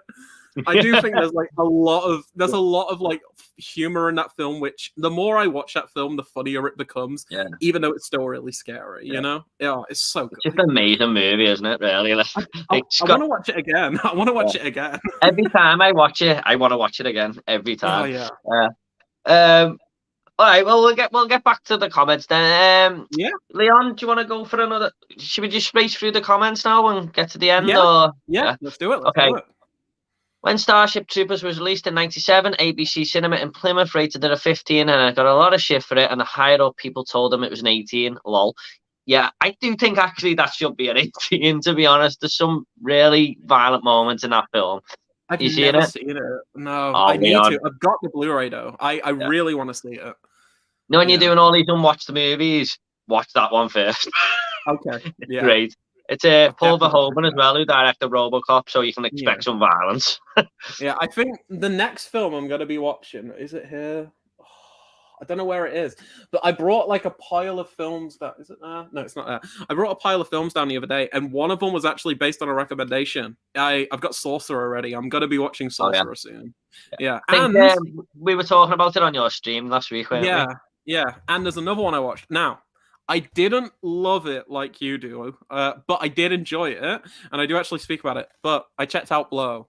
Yeah. Blow's pretty good. I did Yeah. like Blow. I do think the first half is better than the second, though. Like, I just Yeah. love when it's him and the guy from My Name Is Earl when they're just kind of Yeah. going around like selling weed and stuff. I love that like opening Yeah. half an hour. It's so fun. Second And part, like a bit of a downfall, isn't it? Really? yeah, Like, yeah. yeah. I'm a fan of like the kind of rise of those type films. It's like Yeah. you know, like the Goodfellas and the like Wolf of Wall Streets when it's just like the rise. It's just those type of films are so fun and they're so like endlessly rewatchable. I must admit, like Goodfellas is the last 20 minutes. I don't really. It brings the film down for me a little bit. Yeah. So yeah, I totally get. I'd give that a 10 if it weren't for them last 20-25 minutes, to be honest. Yeah. But Have you I feel like- ever seen? Oh, sorry, go on. I was going to say, I feel like it loses the 5. I know it's probably Hmm. intentional because he's Oh, on a yeah. downward spiral, but it just feels a little bit detached to me. But go on, what was you Yeah. going to say, Leo? Have you ever seen the film with Tom Cruise called American Made? Yes. Yeah, Yes. I With the pilot. really think that's underrated. Like, Yeah. I really like that film. I enjoyed that one. Yeah. Yeah. Yeah. It's another one of those like kind of rise and fall like type Yeah. things, and I don't know what you call those films because like most of the time they're biopics, but sometimes they're not even based on anything. But just those kind of like the rise and fall films are so fun. Oh, I just suppose a really Scarface good is film. one, isn't it? Yeah, Scarface, Carlito's Way is kind of like the inverse of that. I'm trying to think of others. Oh, there's so many out there. Yeah. But I just love that like little genre of kind of like crime doesn't pay type genres, I Yeah. guess you could call it. Yeah. I'm waiting Oh, there, it's mate. just Yeah. so fun. Yeah. Yeah. All them films we mentioned there, I'm a fan of, to be honest. Yeah. Mine is Buried. Oh, but Ryan Reynolds. Yeah. Yeah. Yeah, I can't really disagree with that. That was a great performance. Are there franchises which you think weren't great but have become really popular due to a popular reboot? I went to the Mad Max movies. 1 was decent, 2 was good, 3 was meh, but Fury Road was. I don't know.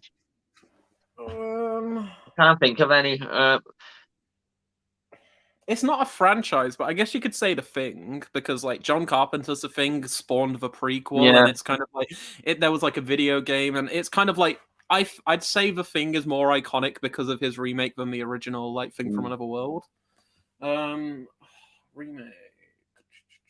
I mean, this isn't an answer really because he is asking for reboots, but I didn't love the Mission Impossible franchise too much, and then now I do because they've just got better and better. Yeah. But I don't know if that's not really an answer because he's asking for a reboot. That technically is because it's a remake or a reboot of the TV series because they did a Mission Impossible TV series. So it kind of counts. Well, I'm getting away with it then. It's Mission Impossible. Yeah, another one I'd probably say is Gamera or Godzilla even. Like Godzilla, it's like kind of Yeah. everyone knows Godzilla, but I think it's just the American films have kind of pushed it into the mainstream because like not everyone would have known the original like 54 Godzilla. And then when you had like the 90s one and the like the new like Monsterverse type thing, I think it's kind of like catapulted him. So I guess you could say maybe Godzilla to a certain degree. Yeah. Yeah. But yeah, it's a difficult one. It's a difficult one. And I don't want to think of off the spot, isn't it? But yeah, I think Yeah. Godzilla is a good answer. So is Mad Max, to be honest. I mean, I can see what he's saying there. I didn't love Mad Max 1, to be honest, and I didn't love 3. I thought 2 was all right. Yeah, I can see his point there, definitely. Who are they winning a fight between Terminator and RoboCop and Terminator and RoboCop, James Bond and Tyler Rake Extraction? Is that between the 4 of them? Or is I it think Terminator and it's a RoboCop duo. first, then 2? I think it's like no question that Terminator and RoboCop will win because they're like cybernetically enhanced. Yeah. Yeah. I mean, Tyler Rake, usually uses hands anyway, doesn't he? Because he's doing a lot of fighting in that film, and he's just gonna break his hand. So yeah, Terminator and RoboCop win. But out of those two, which would you say would win? Terminator v RoboCop. I'm gonna have to go for my boy Robo. Yeah, I think it's so hard. I think good always beats evil, doesn't it? So yeah. If we're talking about the Terminator from the first one, but I'm going off that video game for the Mega Drive. Yeah. What did you think? Yeah, I'd definitely say let's go RoboCop. Yeah, I think RoboCop would probably win. I have the same Phantasm box set as Leon. You got your box set. That one up there, yeah. Oh, one moment. I think I've got it here. Oh, is it the big, like, the white one? Oh, no, I got a different one. Oh, yours different? Yeah. I'll just put I'll put my little terrible version away. No. Yours has like individual cases, so it's better than this because this packaging is such a bitch. But like, so is it's that like a big... Yeah, this is the arrow one. So you open it up, and it's actually got like the Phantasm ball inside, nice, and you've got like these little things that you can kind of put in. And then, oh god, what else? And then you've got a really, really nice, like big Look, book. That's a proper edition, that. Oh yeah. And then you open it up. One moment. And then you get individual little mini cases for each of the films. I love that. and a little bonus disc. But to be fair, I've only seen the first 2, so I don't know if I even like the films enough to hold on to it. But it's a really cool set. Me and my fiance watched all 5 of them, and they just get weirder and weirder, mate. That 5th one is. Is that a good or bad thing? It was better than the 4th one. The 4th one's the worst. Yeah. Okay. I kind of like the second. Set, yeah. Oh, that's so cool. Yeah. The first and second are the best, I think. Yeah. Oh, one moment. There we go. Right, Leon, are you ready to get that box set back down again now? Because what's the most expensive physical media you spent in your collection? Not that one. Oh, 1 minute. Oh, right. It's either this one here, which cost like £140, and now it's going for way cheaper, so I wish I waited. Oh. They fell! Okay, I'll put that back in a minute. Or don't fall. Fuck. This was bad. I shouldn't have done this. Or this. Oh yeah.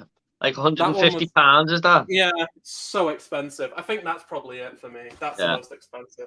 I can't believe the Friday films. That's like a beloved edition, that Godzilla one in the community, isn't it?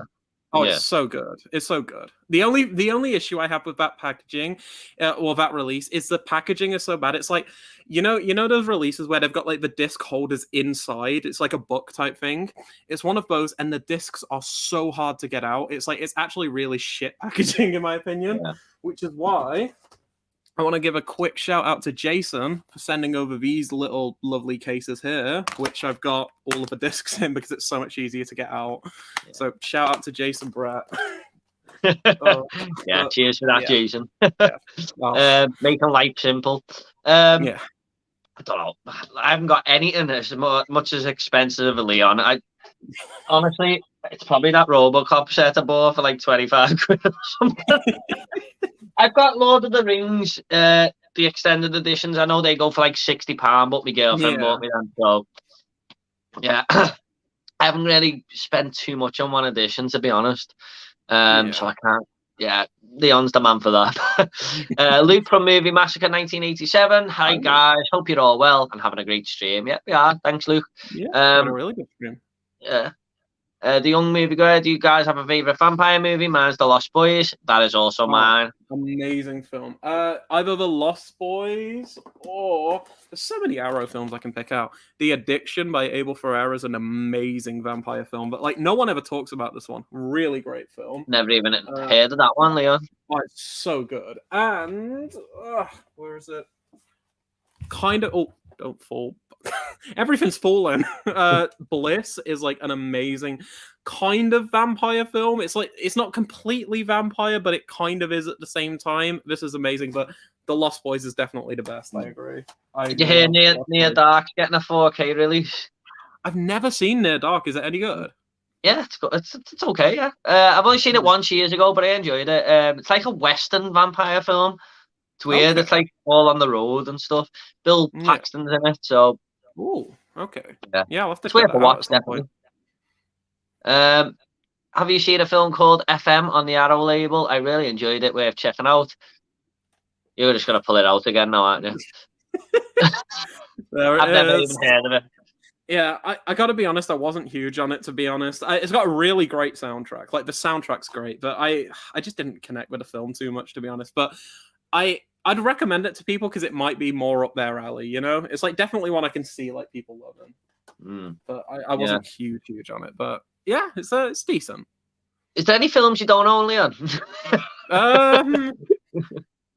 Surprisingly, I only own the first Halloween. I don't own any of the other Halloween films. I need to get those. Yeah, through no fault of our own, really, though. I'm sure if they were out here, you'd have them. Yeah. Wormy Spoon, still going, guys. Well done. I hope your team won there in footy there, Wormy Spoons. Cycle 2 was actually a better film than I thought it would be. Yeah, same. Totally agree with that. So definitely. Arrow Video definitely did Demons right with that 4K. It looks so good. I've never seen Demons, you know. I had them on DVD years ago and never ever watched them. Oh, you've got to watch them. They're so fun. Oh, they're so much fun. You'd love them. If you want like a good time, if you want like a fun horror film, there's nothing better than Demons. It's just a bunch of demons. It's just, do you know the concept of the film? Isn't it all take place in a cinema? Yeah, it's essentially a bunch of people are given these like little tickets to go see a film at the cinema, and there's like demons in the film, but then the demons actually kind of come to life outside of the film and start attacking people in the cinema. It's so much fun. So much fun. Sounds good, actually. Yeah. Oh, it's so fun. Yeah, I love that. Sorry, I'm off now. Really enjoyed the stream. Thanks, Tom. We're going to be finishing up in a minute anyway. Thanks so much, mate, for coming along. Yeah. Oh, the hatred for Free Guy. Yes. Yeah. We've gone through Free Guy. Free Guy is my number one for 2021 at the moment. Okay, bye. At least you enjoyed it. It. That's right, Tom. Yeah. I did enjoy it, mate. Leo, what are your thoughts on Indiana Jones and the Temple of Doom? For me, it's number one favorite Indiana Jones movie. I like it quite a bit. I just think Willie is the most annoying character in human history. Like, Willie is so annoying. Like, the love interest in Temple of Doom. But I love how dark it is. It's just such a weird departure. I think it's great. I'd say my favorite is probably Raiders, though. Like, if you asked me this a few years ago, I would have said Last Crusade, because I've always loved that as a kid. But I rewatched them all. I think it might have been early this year or late last year, and I think Raiders is my favorite. But it's such a good trilogy, and I say trilogy because there's no more films after. I think Last Crusade, they never made another Indiana Jones film. I think they just left that franchise alone forever. I don't think they ever returned to it, to be honest. Oh, you got another one to come, mate. You can hide all your I'm with Evan, to be honest. It's my favourite, but I watched it a lot as a kid. I can probably appreciate that Raiders is probably a better made film, But I love Temple of Doom. It's like one of them Oh, films where, as you're watching it, you're like, it doesn't get much better than this. Everything's happening here. It's just a really great adventure film. And yeah, like you said, I love the dark side of it it's all. So so dark. It's like that. I think that's the film that actually is the reason why PG-13 exists, because before that you just had like the PG and then R ratings, but yeah, you had films like Temple of Doom, Poltergeist, and what is it, Gremlins. They all came out around the same time, and because of that, the MPAA in America were like, we have to create like a middle kind of ground for it. So yeah, thanks to Temple of Doom being so dark, they invented an age rating, which is yeah. quite a fun fact. I could actually see that being like a 15 if it got released here today. I mean, Yeah. maybe, I don't know. It is dark. I mean, they Oh, it's used to have to put very. it out on TV all the time, didn't they? Especially that Yeah. one when he's getting lowered into the pit and stuff. Yeah. What about Uh, the heart? The sequence with the yeah, heart. yeah. So dark. It's so graphic as well, isn't it? For a Yeah. kid film. Like. I can't stand Franklin. That lad is so annoying. Yes. No, but yeah, I used to think he was annoying. He's grew on me now. I actually enjoyed him this Yeah. time around, to be honest. Oh, good answer. Wormy Spoons. Blade is the best vampire movie for me. Oh, Blade is great. Can I throw this out there though? Blade 2 might be better. I think I might like Blade A 2 a lot bit of more. people do say that, don't they? I Yeah. don't really agree because I just love the first one so much, The and I used to first watch has it all the time. But some. Blade 2 is a solid sequel. I'll give Yeah. you that. I will say though, Blade 2 has nothing on the opening scene of Blade 1. Like that opening scene, Yeah, like like the club scene, it's just it's one of the best openings to any film yeah, ever. I So agree. good. The music's amazing as well. Yes. Um, I think the hitchhiker in the Texas Chainsaw Massacre looks like James Franco. A little Kind bit. of. I can see that, yeah. James Franco's undies, maybe. No, he does look a bit like him. I get what he's saying Yeah. there, Evan. Yeah, Yeah, I maybe can see that. do it in the new one. I don't. They're making They're a new doing a Texas new one, yeah. Chainsaw. Yeah, I think it's gonna be a sequel to that, though, isn't it? I But like think so, yeah. 30 years later, because I've seen someone's playing Sally Harbertstein, but she's like 60, the actress. So that Yeah. could be interesting. But Interesting. if you done a reboot, maybe James Franco could play the hitchhiker. Have you guys seen Avengement? I haven't, Wormy Spoons, though. Yeah, that's actually a really solid film. It's you know that actor Scott Adkins, I think his name is, like the action actor guy. It's like one of those films with him in. I watched it on Netflix. It's a really solid like Yeah. British gangster film with like really really good action in. Like you can tell it's like John Wick in the sense that there's super long takes, and you can tell that the actors are actually doing all of their own stunts and stuff. Really really great action film. I think a couple of people brought this up on the stream, the last stream I done, maybe. But yeah, I know which film it is. I know what you're on about. Yeah. Yeah, it's worth a watch. Terminator would win because Robocop has a squishy human head. Yeah, but I'll turn it back on you, Wormy Spoons. Who gets the head crushed in the first one? Didn't think of that one, did you? Dodge Jord. Oh, it's okay, mate. Robo's me boy, though. I don't know who won it. It was close 4 or 5, 5-4 or something. Oh, oh, he's on about this 5-a-side game there, yeah. Wow, that sounds like a good match, actually. Great stream tonight. Been brilliant. Thank you, Andy. Cheers, mate. Yeah. Lauren, loved the stream. Yeah, I loved you all coming along. Thank you so much, everyone. So much fun. They made Avengement in 18 days. It's bad, but it's awesome. I love a good film that's bad, but it's awesome. Yeah, it's a fun film. It's a fun film. Well, Leon, we're at the bottom of the comments, mate. So we finally got there. Sorry, we have to rush through the last few there. Yeah, no worries. I just want to say though, is it any surprise that the live stream with me on ended up being your longest live stream? No surprise at all, mate. No. I literally told my family, I was like, it's going to be 2 hours max, I promise. It was 3 hours, but I'm cool with that because I love live streams. It's so much fun. To be honest, Leon, that is absolutely flew that 3 hours. And oh yeah, the reason I've stayed on it mainly is because I love talking to you there. I mean, it was just great. It really flowed well, but she'll only have something like Schitt's Creek on anyway, so I'd rather talk to you. Do you know what I mean? So yeah, thanks for coming on, mate. Yeah, no Domus 6, you've both been brilliant. Thank you, Domus 6. thanks for coming along, by the way. I know you're always entering me competitions, but I've never really seen you on this stream. So thanks for coming along, mate. Appreciate it. Nice work, guys. Cheers, wavy spoons. Okay, everyone, don't forget to get over to Leon's channel down below. He currently holds the record for Thursday night live streams here with me. That's the longest live stream. We've got nearly 3 hours there, but if you want to go back and watch an 8-hour epic one with John from Mondo Television Movies, get over to his channel because that repeat is on there. And he knows all the stuff about boutique Blu-rays and films in general. So definitely get over to him. We'll do it again, Leon, at some point if you want, mate. I really had a fun time. Yeah.